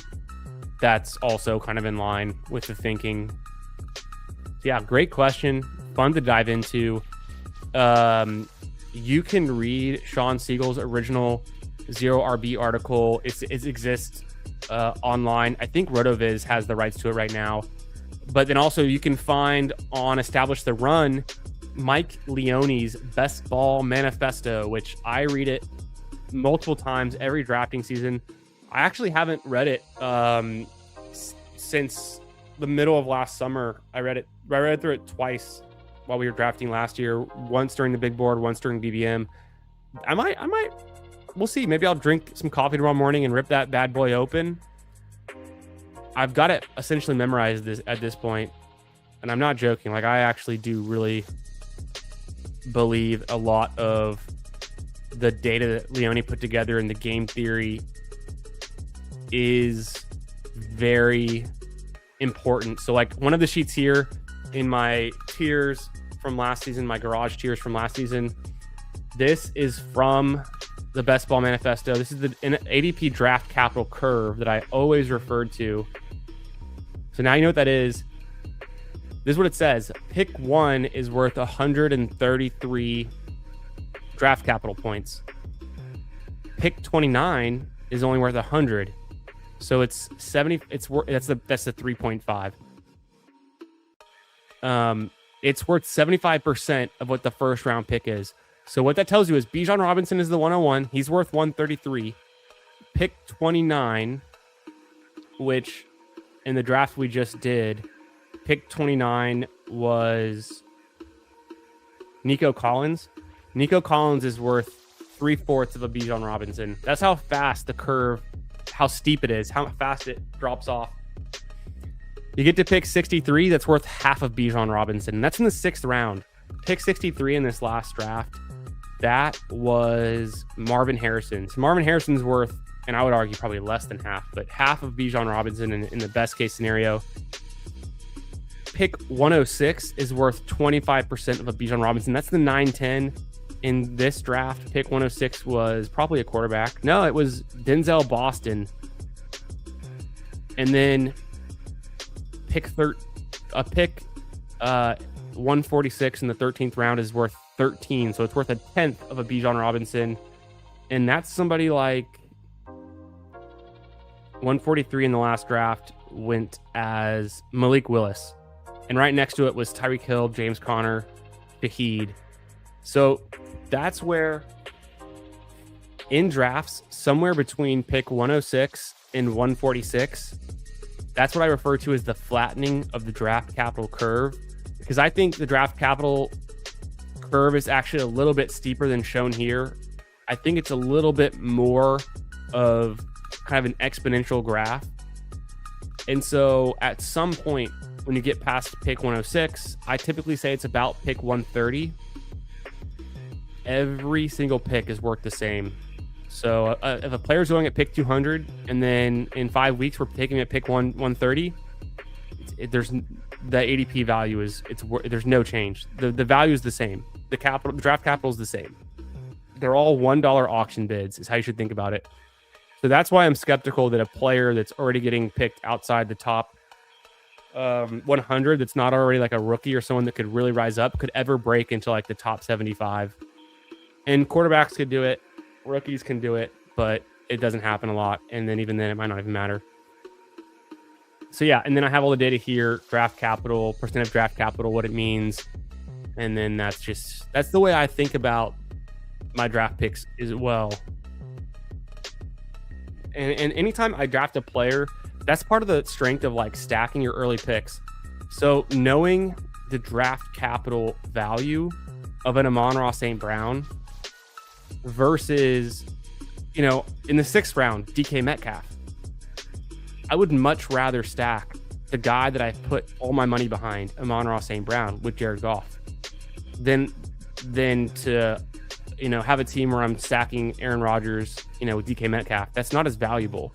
It's still good to stack and correlate your picks and bet on teams, but I am always trying to stack up as best I can my top 2 or 3 pass catchers, including running backs that catch a lot of passes, like McCaffrey or Genty, Gibbs even. So yeah, that's that. Let's review this team. Or I already reviewed this team. Let's draft another team. It's Saturday night. I'm gonna do a little board this time. I want to get more little boards in because I'm gonna max the little board and I haven't maxed it yet. So I'm gonna enter this little board. I'm gonna get an ice cube for my drink. We're waiting on 7. Hope you guys are having a great Saturday night, a nice weekend. Looking forward to some Sunday with the Genesis Invitational wrapping up. Jacob Bridgman's out in the lead. That's exciting. The Olympics, I think, is wrapping up soon. I was catching some of the freestyle skiing today. It's wild stuff. Make sure you've already liked the stream for me. If you're not subscribed, come subscribe. Be a part of the channel.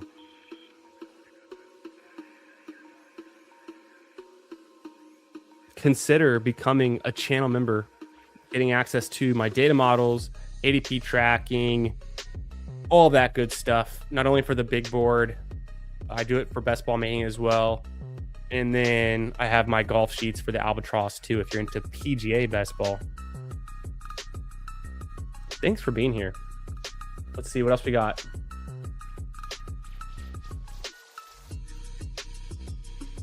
Slots, 1,300 on slots. Green Bean, you're a madman.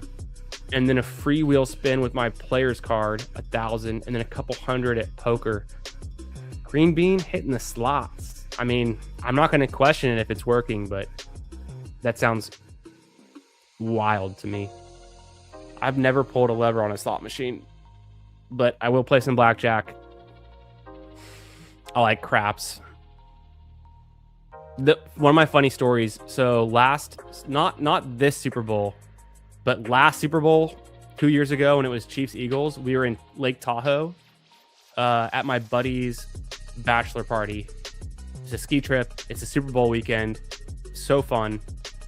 But in Lake Tahoe, they have casinos, and we're at one of these casinos, and my buddy is sitting down at the Baccarat table, and he grabs me and one of the other guys who have never played Baccarat, and he's like, just stand over my shoulder and watch how it's done. I'm really good at Baccarat. I'll show you guys how it goes.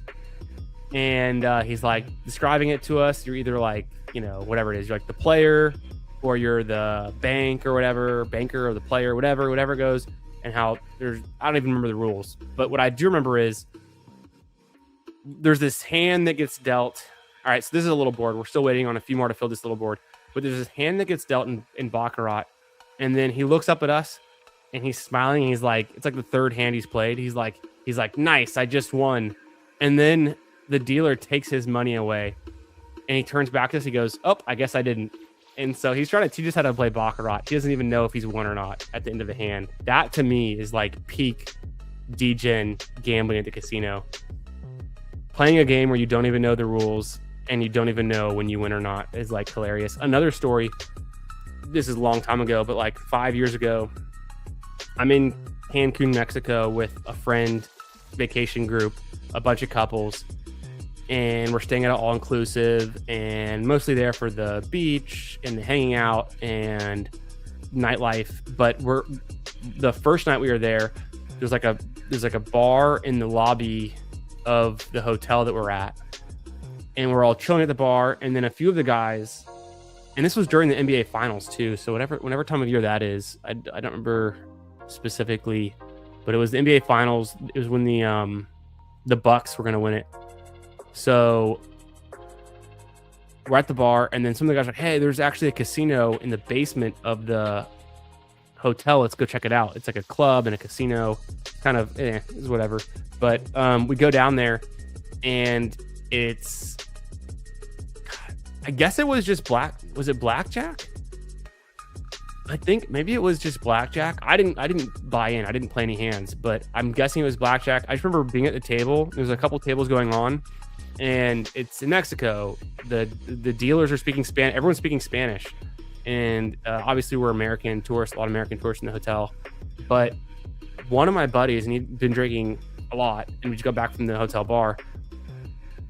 He's like, maybe it was blackjack. Maybe it was, I don't think it was Hold'em. Maybe it was just some other card game. But he's like, the exact same thing happened. He's like, "Sweet, I win." And then like the dealer like takes his money away. And he looks at me and he's like, "Did she just take my money?" And I was like, "Yeah." And I was like, "I thought you won." Like, I wasn't watching what he did, but he told me he was. "I thought you won that hand." And he goes, "I thought I did too." And I was like, "What are you going to do about it?" And he goes, "I think I'm just shit out of luck." So I don't know what that is, but you can get taken advantage of if you're a drunk idiot in Mexico and you're trying to gamble in the basement of your hotel at probably 2 a.m. and you don't speak a lick. He didn't speak a lick of Spanish, or at least he wasn't trying to. And they must have been playing it. Well, I don't think it was blackjack. I think it was like heads up poker or some kind of like poker game that I didn't understand the rules of. But playing the slots, still waiting on 2 people to fill this little board draft. Third draft of the night. Let's get after it. I got to go to an Ice Cube too. I'll play some highlights while I do that. I don't have as good as luck at the casinos. I'm usually just kind of hanging out and having fun, but for whatever reason, my brother's really good at blackjack, so he always wins, it seems like. Have tried round 8 or later. It doesn't look great. Yeah, I would advise against that.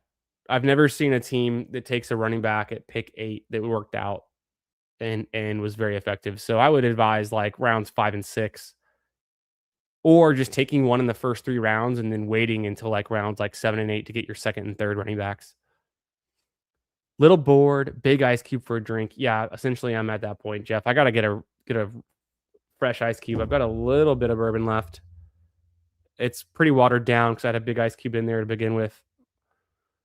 I'll go add another small Ice Cube. That guest who called Jacob Richmond the best pick after ADP 50 is a genius. Well, you know what's funny? I was looking at I posted this on Twitter today too. There's this website I retweeted that some guy made like a BBMDB for the scramble. It's called, I retweeted it. I'll find it. It's called, and follow me on Twitter at FFB Garage for good shit. But, we filled. Nice. This guy's website is bb-golf.com, bestball-golf.com, Mark Schneider. So I retweeted that. I retweeted some stuff with that. That's sick. But I was looking at my Bridgman exposure in the scramble. Bro, somehow I only have like 11% Bridgman. So I was really pissed at myself. I don't know how that happened. but I've got like, I want to say 30% Bridgman in the Albatross. So I feel like I would prefer to have Bridgman in the Scramble than the Albatross, but at least I've got him now. Maybe he can have some nice finishes at the majors. I doubt we see him win a major unless he goes on to win, the Genesis and then continues a strong season. Maybe we'll be surprised, but yeah, Bridgman's a guy. Big Board didn't win the vote. I'm max little board, unfortunately. Oh, okay, too bad. Yeah, sorry. Oh, so the vote was for the last draft. I probably should have closed that. I have StreamYard open, but YouTube's on a different sheet, and I don't always look at YouTube because it's just not as good for controlling everything. Okay, this one's firing off. I'm pick 10. Mr. Mufasa's in here. What's up, brother? A little bored. Who else we got? Puka Doncic. I've never seen that name, but that's pretty funny. I feel like I have seen I Just Follow before. Okay.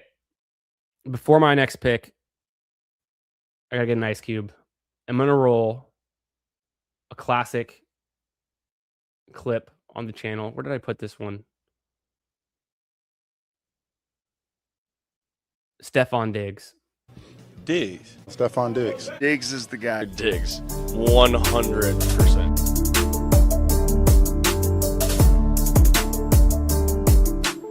I'm a great guy. I'm actually a great guy. There's actually seems to be a few guys that don't think that.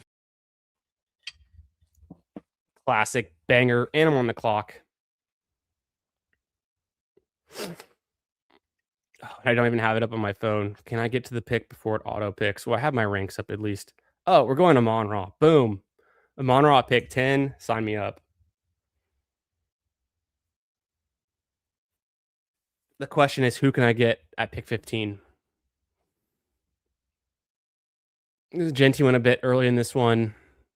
I take Amon-Ra over CeeDee Lamb. Gibbs goes at the 2. I could do Neighbors. I could do Derrick Henry. I could do Hampton. I haven't been taking a bunch of Hampton. I'm going to take Hampton this time because I have not been taking a bunch of Hampton, and I'm going to go ahead and take him.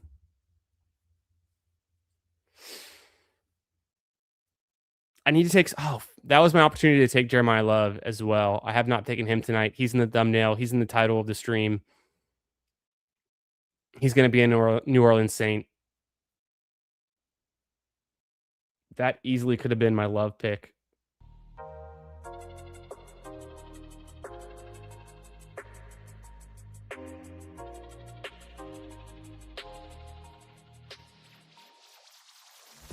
Yo, Mufasa. Good to see you, my man. What up, what up? Hope you're having a great weekend. Thanks for stopping in to say what up. I see you in here, the 11th spot. I like Achane at pick 14. That's pretty sick, actually, because the draft in the 12th spot goes McBride London, which is on it. I'm not opposed to that. But then you're dropping the value on Achane to somebody else. So Mufasa goes Cook Achane. That's a pretty sick start. Let's hope the Dolphins turn their ship around because we all know what Achane can be. He's like a top tier running back. I mean, essentially, and I was watching one of Andrew Mott's dynasty tiering videos on YouTube recently. Andrew from the league FFB, friend of the channel. He has Bijan and Gibbs and Achane in the S tier and like the top tier for running backs for dynasty value, and I think I would agree with that. But we just got to get Achane in a decent situation, improved quarterback play, coaching, play calling, offensive line talent, all that stuff. And I don't know if it turns around immediately this year, but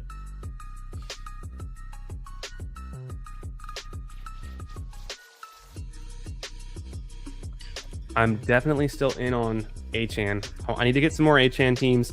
I need to get some more Chase Brown teams. I need to get some more Jeremiyah Love teams. And I want to stay at the field exposure like on all of these second round running backs. So I just pivoted here. I went Hampton.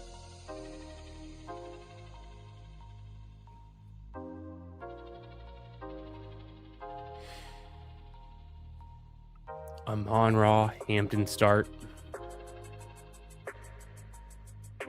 And we're almost up again.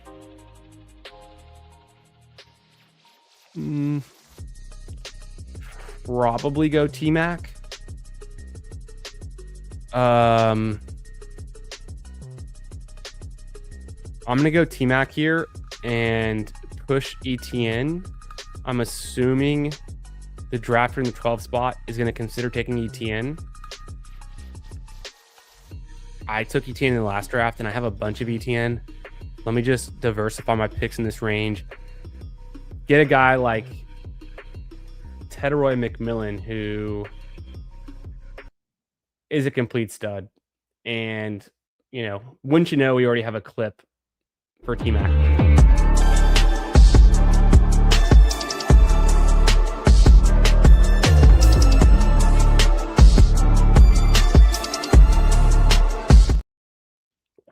And it goes on for another 10 seconds, but let me make this pick too. ETN comes back around. I'll take ETN in the 4th. Let's go. I mean, it ended up working out. For some reason, the drafting the 12 spot wanted to grab a Zay Flowers, Lamar Jackson stack at this point in the board, which I don't hate. He's kind of flipping the board. It's something that we were definitely into last season, but he's kind of paying last year's prices for 4 players that go much cheaper this year. It's not that bad of a reach for Zay Flowers, but you're just pulling up Lamar Jackson. I'm not opposed to this start. He's going 0. This is definitely a 0 RB team. Getting the elite tight end and Trey McBride. Then he goes London, Zay Flowers, stacks him with Lamar. It's actually kind of fun. And then Mufasa's team, he gets perfect value on Josh Allen, late 3rd. And grab, McConkey seems fine. So I'm going more balanced build again. I didn't end up going 0 RB or hero RB. I really couldn't pass up on ETN. For me, it's a big tier break. I think ETN's closer to Ken Walker and Kyron and Breece Hall and Bucky Irving than I think he is to Cam Scatterbu or Travion Henderson. So couldn't pass up on it. And I would have taken probably Devontae Adams or Garrett Wilson to get different, not just take J-Mo again. And if I'm going to have Amon-Ra St. Brown, I don't know that I want J-Mo on the same team, but I'm not opposed to it because here's why. We've been doing this for years where we take T. Higgins and Jamar Chase on the same team.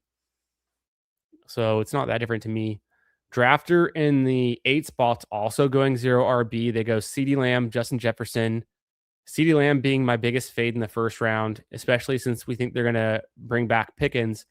Justin Jefferson's my biggest fade in the second round. So I don't love this start, but I can see why you would. This seems like in any other season, it's a great start. Oh, you get CeeDee Lamb. We've had seasons where he's like a top 3 pick. Justin Jefferson, we've had seasons where he's the number 1 pick, top 3 pick. But we're living in the future. This is 2026. We're not living in 2022. So that's what I have to say about that. In my defense of fading those 2 players who have been good for a long time, but neither one of them were that good last season. And what changed? Well, Justin Jefferson has a terrible quarterback and the team sucks. They don't score touchdowns. CeeDee Lamb, he's not the alpha on his team anymore. But there might be enough to go around for him and George Pickens to both eat. Obviously, I like Swift here. I will go Mekhi Lemon, who I like a bunch too, as I think he's a good wide receiver 3 on any team. So the fact that I'm already balanced enough to be able to get him is pretty good.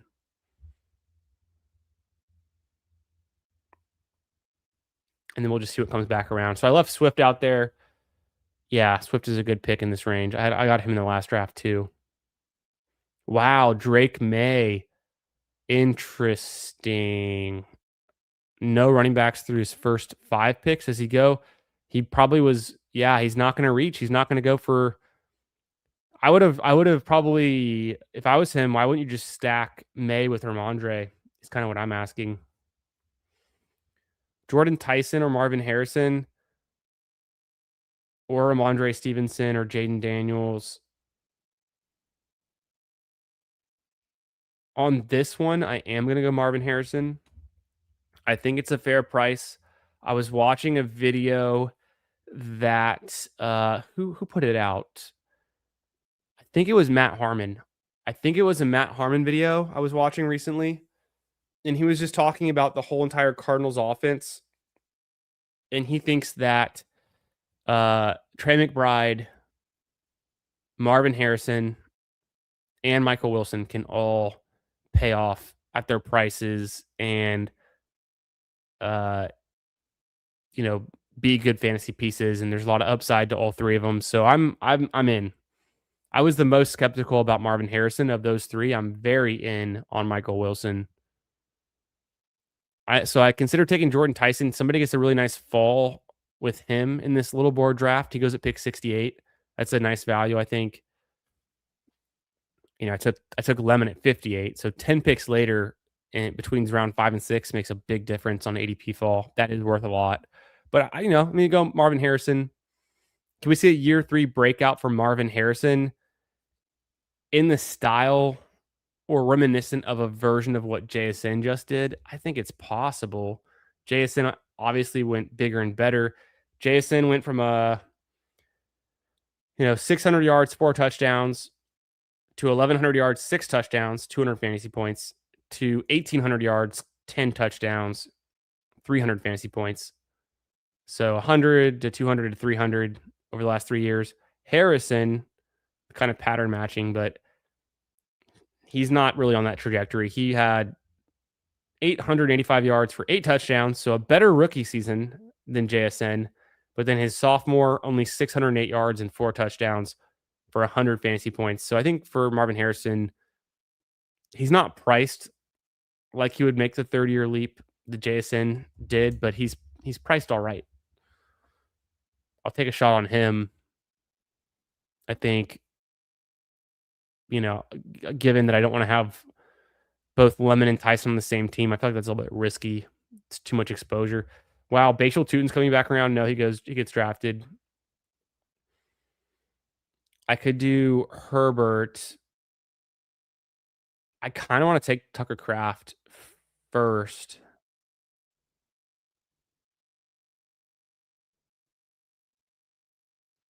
I'm going to go Herbert.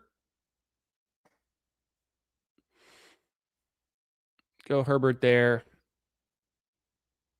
And then I can go Kraft or DJ Moore or Quentin Johnston or even Trevor Lawrence. Mufasa goes Mahomes. Pollard. Oh, Bill Krosky-Merritt. So your first 2 running backs are Pollard and Bill Krosky-Merritt. That is unfortunate. See, now I want to take Tucker Kraft, but I feel like I should stack Herbert with Quentin Johnston. So I'm going to go ahead and do that.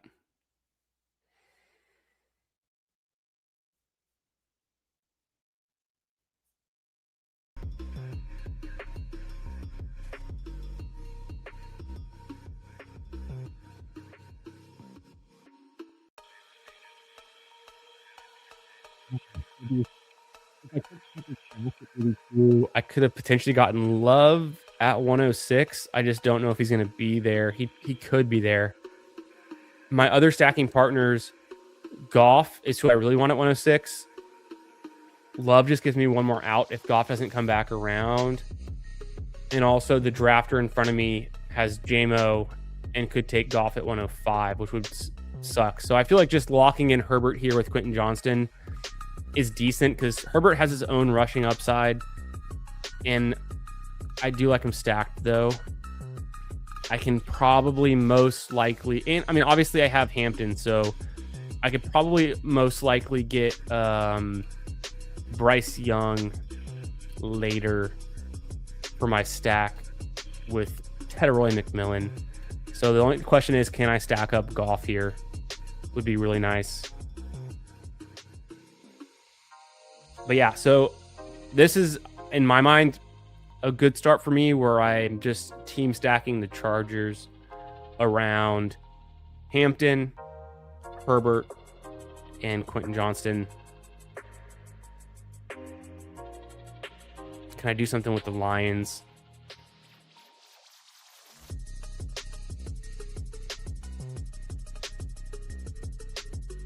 Goff always goes I mean, Goff goes to the Gibbs drafter, but Goff is so hard to come back around in the 9th round.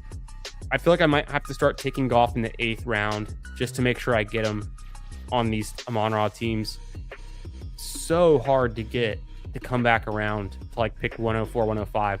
I'm not sure why his ADP is still past 100. I feel like he never gets past 100 for me. Yo, Darth Carter, what up, brother? Just in time for the clip. Nice. I'm a great guy. There's actually been some guys who maybe don't think that. 106 for Addison, but I just don't need it. My team so far is a 1-2-5-0.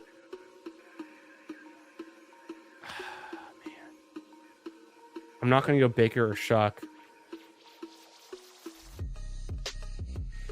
I could do Dowdle here or Montgomery. Montgomery is not bad. I could do Gadsden.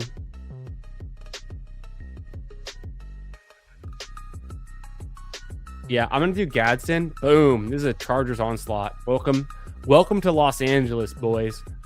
Didn't know we were getting into it today, but we are here now. And then I'll just see what comes back around for running back. Dowdle or Montgomery, I don't really care. We don't know where Dowdle's going to play. Back-to-back seasons for Dowdle with like 1,400 yards. So, but do I want him or do I want a team stack Amon-Ra with Montgomery is the question. I'm going to go ahead and team stack Montgomery with Amon-Ra just to get me some more Lions pieces because I've already made that investment. We don't know where Dowdle's going to play yet. And there's always the chance him being a free agent, he just like ends up in a bad spot like the Jets or something. I love the Lions. I'll take Lions pieces wherever I can get them. So I only have one QB. This is the gamble I'm playing though. On QB. Maybe this is my Malik Willis team. Could this be a Malik Willis team? And where does Malik Willis play? Because if he's a Jet, I'm going to be pissed. Jefferson had a terrible quarterback. Past tense. All right. You're right, Jeff. You're not wrong. But I'm not in. You know, Justin Jefferson didn't have a single game last season with over 20 fantasy points. You know who did? Jalen Naylor, who plays for the exact same team, but is also a free agent. And I think a good late pick in these drafts if you need a wide receiver. I'm not kidding. I think Jalen Naylor is totally fine. Young, ascending wide receiver talent. Unstack Goff, unnecessary for shipping these tournaments.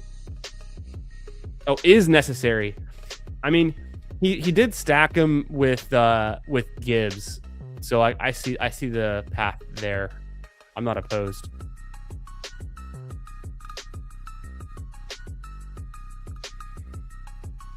Woody Marks to me seems like the quintessential, like kind of like dead zone running back who's at risk to lose to a free agent signing. The Texans sign free agents at running back essentially almost every season. They've done it with Mixon, Singletary, Lamar Miller a long time ago. Other names in between. So being a late draft capital Texans running back, and I know they took Woody in the 3rd round, right? And they traded up to get him. But, you know, Dameon Pierce went to nothing pretty quickly.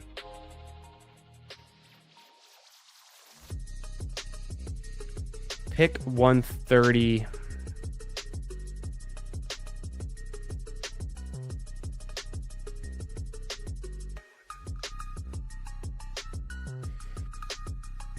I could do Emmett Johnson. I only have 3 running backs. 1, 3, 5. 1 build. I'll take Emmett Johnson. That seems fine. I would have liked Goddard or Strange there, but they both went right before my pick. So I'm cool with Emmett Johnson at pick 130. That seems totally reasonable. Totally. Dobbins goes fair. The drafter in the 12th spot is wilding. He's just getting his guys. McBride, London, Flowers, pulled up Lamar Jackson, Drake May, Brian Thomas, okay, Pollard, fine. Pulled up Bill, goes unstacked Mayfield, takes a follower on Addison, nice. Pulls Jonathan Brooks up from, the grave, essentially 6 feet under how deep Jonathan Brooks' ADP is below this. And then Benson, I don't like that pick at all. Bryce Young, stacked. Tedroy McMillan. Let's go. There's no way I could push into 154. You guys know my whole thing I just did on the draft capital curve before this draft. So getting Sam Darnold at pick 135, 10 picks past ADP means nothing to me in this range. I'd rather just get the stack with Bryce Young. Bryce Young is kind of sneaky, scrambling upside too. There's always bench risk with Bryce Young though, so he's on a short leash, you could say, compared to like Darnold, who just barely lost out on Super Bowl MVP.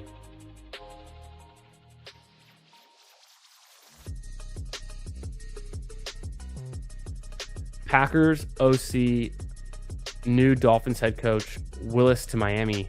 Ooh, that's spicy. I like that. I like Willis in Miami too. Willis in Miami, I'm in. Willis in New York Jets, I'm out. Agree on the Lions stack this year. High-powered offense against divisional third place third place schedule screams bounce back. I'm so in, Mufasa. This is a great point. I always kind of forget to think through the scheduling with this kind of depth, but like when you say it, it resonates so much. It's like, yeah, this makes a ton of sense. Hey, it's Chris. Speaking of the New York Jets, I was just trashing them. My bad. Forgive me, Chris. Hope you're doing well, brother. Happy Saturday night. Good to see you.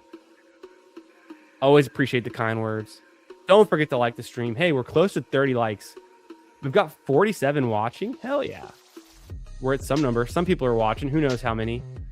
But if 40 people, if you haven't already, smash the like button. Please do it. Support the channel and subscribe. Google Analytics told me that 1/3 of my viewers are not subscribed to the channel. Couldn't believe it. If I could increase my subscribership by 1/3, we'd be over 1,000. And then my goal is to hit 1,000 subs before the start of the NFL season. So help me get there. Cost you nothing to like the stream, to subscribe, but it does a ton for me, showing the support for the channel, helping me out too. But we're here to have fun, draft some teams, talk some ball. So get in the chat, say what up, be like Chris. Oh gosh, Jeff T. Half the time Jeff T says things, I know he's trolling. Hope for his sake he's trolling that one, but who knows? You never know with Jeff T. Okay, 154, and the Willis stream is dead, but I can go Daniel Jones. Who else do I have to stack? No one.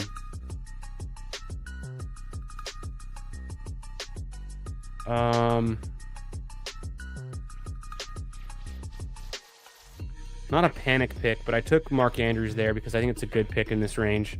And that's, to me, a tight end that I want on this team.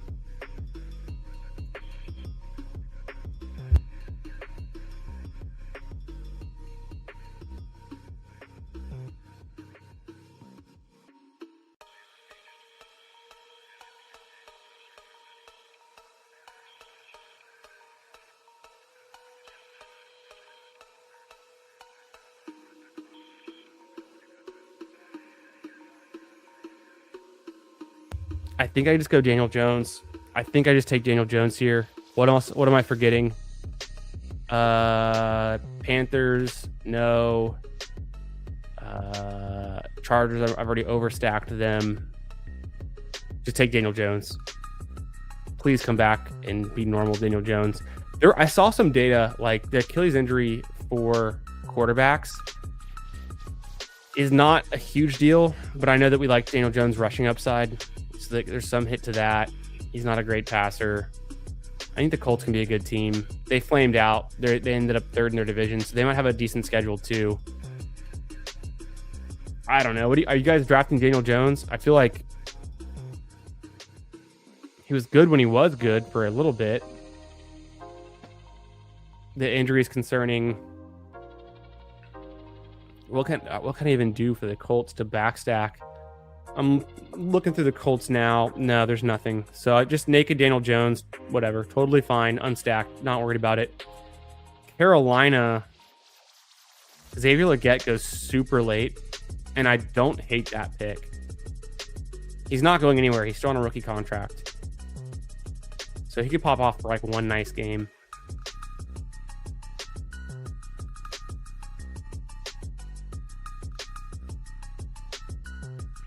And then, so through my first 14 picks, I've got a 3-4-5-2 build. Justin Herbert, onslaught of the Chargers with Amarian Hampton, with Quentin Johnston, who's the last receiver I drafted, and that was my 5th receiver through the first 87 picks. So I haven't drafted a receiver in a long time. Need to, barbell approach. A lot of receivers early, take a break, come back to it late. So I have them with Hampton, Quentin Johnston, Gadsden, Herbert, Bryce Young with T-Mac, Daniel Jones unstacked. I have Travis Etienne, who could be a Chief, we decided earlier. Could be a Chief. David Montgomery to go with my Amon-Ra St. Brown for the Lions team stack. Emmett Johnson, I don't know where he goes. I haven't seen mocks with him in it yet because no one's really mocking out in the 3rd round. But maybe he goes in the 2nd round. Doubtful, I guess. He could be a big riser. Mekhi Lemon, Marvin Harrison Jr. And then, Gadsden, Mark Andrews. So probably go wide receiver and running back with these next 2 picks. I just don't want to get too late at tight end, but Theo Johnson's kind of a tier break for me. I think, and I might as well just push it. We're in the 170s, 180s. So I might as well go a running back that I like here. There's 2. I hope I can get one of them. And then when it comes back around for wide receiver, I don't know.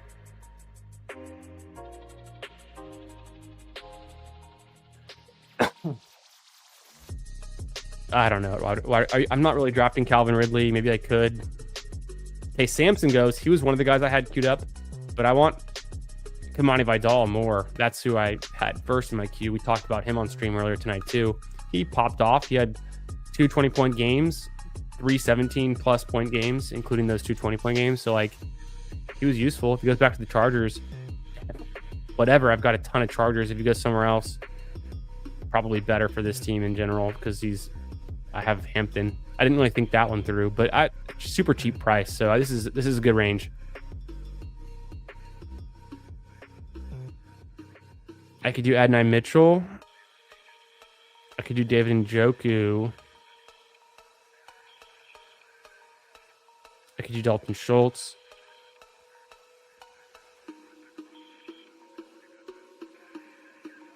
I could do Torrey Horton. I do like me some Torrey Horton. I'll go AD Mitchell. We saw some flashes of him on the Jets. I think he can be all right. He had a 20-point game, didn't he? Let's go to the data. Let's pull it up.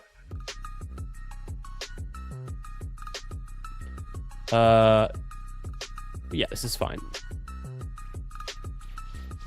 So in the second half of the season,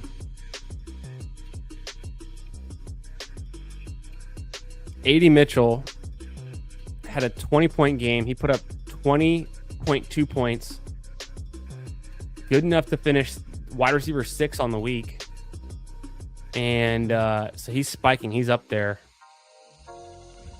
I mean, you could argue that AD Mitchell had just as many 20-point games in the second half of last season that Luther Burden did. Luther Burden averaging less fantasy points per touch than AD Mitchell.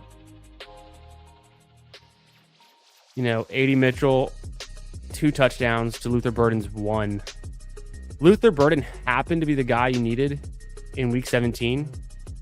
almost equally as likely that could have been A.D. Mitchell. So I'm not really saying I'm obviously drafting A.D. Mitchell over Luther Burden, but there's some question marks there. I think Luther Burden is great for Dynasty, but him going at pick where he goes, like pick 50, pick 51, and no offense, because I mean, I'll have some of him, but I'm not going to have a lot. That's like a super Dynasty brained pick. Unless DJ Moore gets shipped out of Chicago and, you know, a lot of other things happen too. But that's just it's going to be a huge year 1 to year 2 leap for Burden to pay off that price. So I've been drafting a lot of DJ Moore because he's the cheaper option for the Bears receivers. And we've seen DJ Moore put up 200-point fantasy seasons, being the alpha, being super relevant, huge spike week games.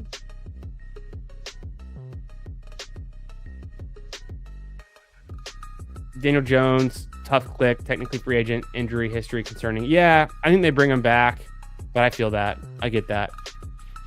Maybe I should. I mean, I've been taking probably too much Daniel Jones, but what quarterbacks do I like more to go after him? I don't want McCarthy.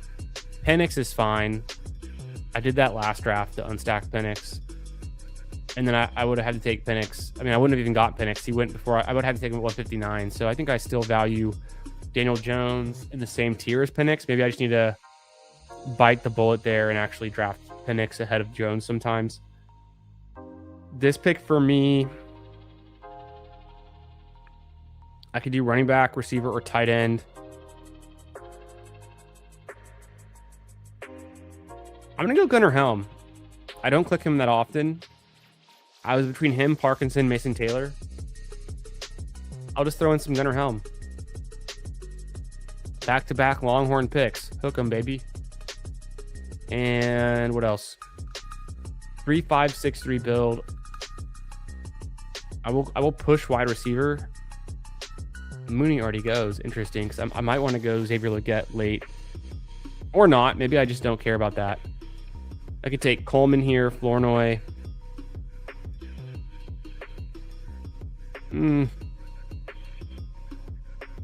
I could follow my own advice and draft some of the guys I was mentioning earlier.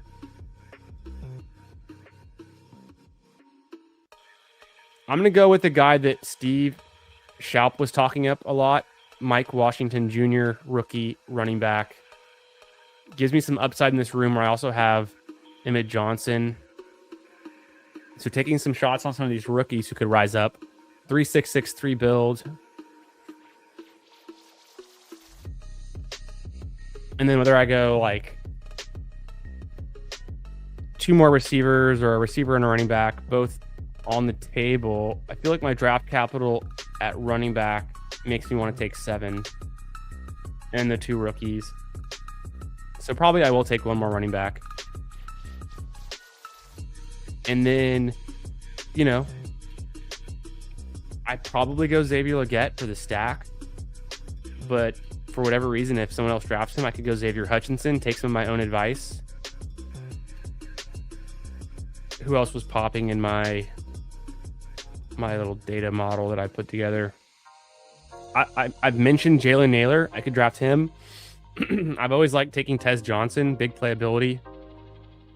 Mac Hollins, Andre Yoshivas. So those are my scroll down wide receiver names to note that I think put up a decent amount of fantasy points per weighted opportunity, right? My scroll down list right now that I'm going to get excited about, it's Hutchinson, Xavier Hutchinson, Mac Hollins, Andre Yoshivas, and I'll take them all in round 20. And then other receivers I just like who go late, Jalen Naylor, Tez Johnson, Xavier Legette. They've all had spike weeks in the last season.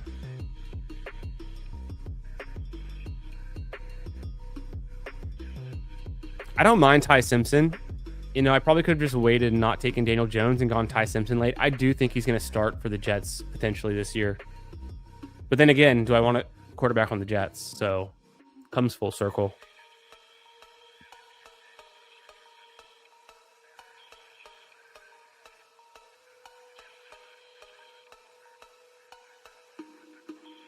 What do you guys think?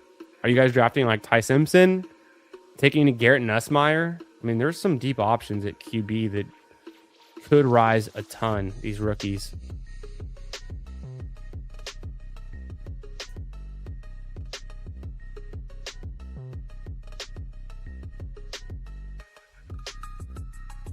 I might just want to go Devin Neal or Ollie Gordon with my next pick.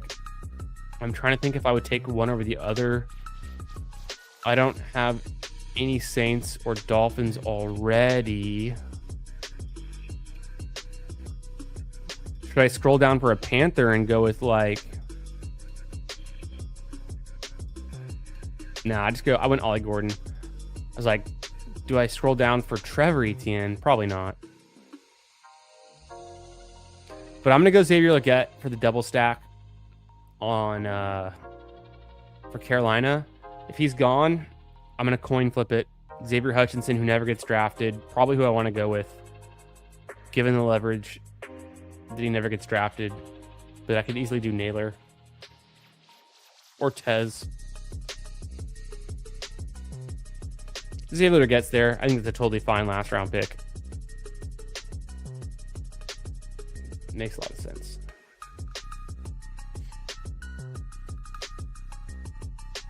So yeah, don't forget to follow me on Twitter. If you're on X, I'm at FFB Garage. You'll know when I'm going live. You'll see the stuff that I put out, the data, the retweets. You'll know when I'm going to be guesting on anyone else's channel. I do post occasionally on YouTube. You'll see my YouTube posts sometimes. I try to post like once or twice a week on YouTube for my YouTube peeps. But Twitter's a good place to follow me. If you can find me on Discord and a shared server, I'm Chris_the Candyman there.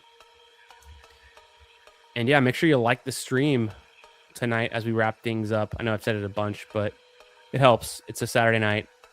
You know, I'm pretty much not going to go live tomorrow night unless something changes. So I'll let this stream sit out there in the ether and the YouTube universe for a while, and the likes help, the comments help after the stream as well. I'm going to go live Monday night with Bindles. We're doing our weekly Ballsy show. We're going to talk some Dynasty, talk some Combine, draft some best ball teams. And then on Tuesday, I'm previewing the Cognizant Classic. I'll be recapping the Genesis Invitational that is, you know, Jacob Bridgman's almost certainly going to win. He's like 19 under. And then I'll probably go live again probably like Thursday. So this week, most likely I'll be live Monday, Tuesday, and Thursday before we get into the weekend stuff. All right, this squad that we drafted, 3773 Justin Herbert. I mean, just a ton of Chargers on this one. I think I drafted 5 Chargers. Bryce Young, double stacked. Daniel Jones. Maybe could have waited on that. But I wanted this to be a Malik Willis team. It didn't work out. Hampton on the Chargers. ETN, David Montgomery, Emmett Johnson. Where do we think he lands? I have no idea. What team needs like a running back like that has some draft capital in the middle of the draft? You could spend it on that. I don't know. Pretty much everyone. Kimani Vidal. Maybe he's a Charger. It's a fine pick if he even is. But if he's not a Charger, maybe there's some upside that he carves out even a bigger role and doesn't need Hampton to get hurt to get a 14 touches per game, you know. And when Hampton was hurt, Vidal had more touches than that. He actually averaged 14 touches per game last season, which is pretty good, considering most of the time he wasn't really being used, or part of the time. I know Hampton got hurt early. Mike Washington Jr., another upside rookie pick. Devin Neal, second-year breakout. I do think Jeremiah Love goes to the Saints, but I think Neal can still have a role there. Amon-Ra, team stacking with my Montgomery. T-Mac with Love. Makai Lemon. I think I'll go reference my big board. I think we're going to figure out where we've seen Lemon mock to the most. It's kind of all over the place. We've seen Lemon going in the first round to the Eagles, the second round to the Browns, although I do think he goes in the first round. First round to the Dolphins, first round to the Rams with a trade up, and also first round to the Rams. Falling in the draft, I think is what Ryan Wilson had. So that's kind of all over the place. I don't know, but the Rams would be interesting. Probably not. I mean, it honestly would be good. That would be a good landing spot. So interesting though. Marvin Harrison, Quentin Johnston stacked up with the Chargers again. Adonai Mitchell, let's get one spike week in week 17, win this whole thing. Xavier Legette for correlation with the Bryce Young pick. Oronde Gadsden, Mark Andrews, Gunnar Helm at tight end.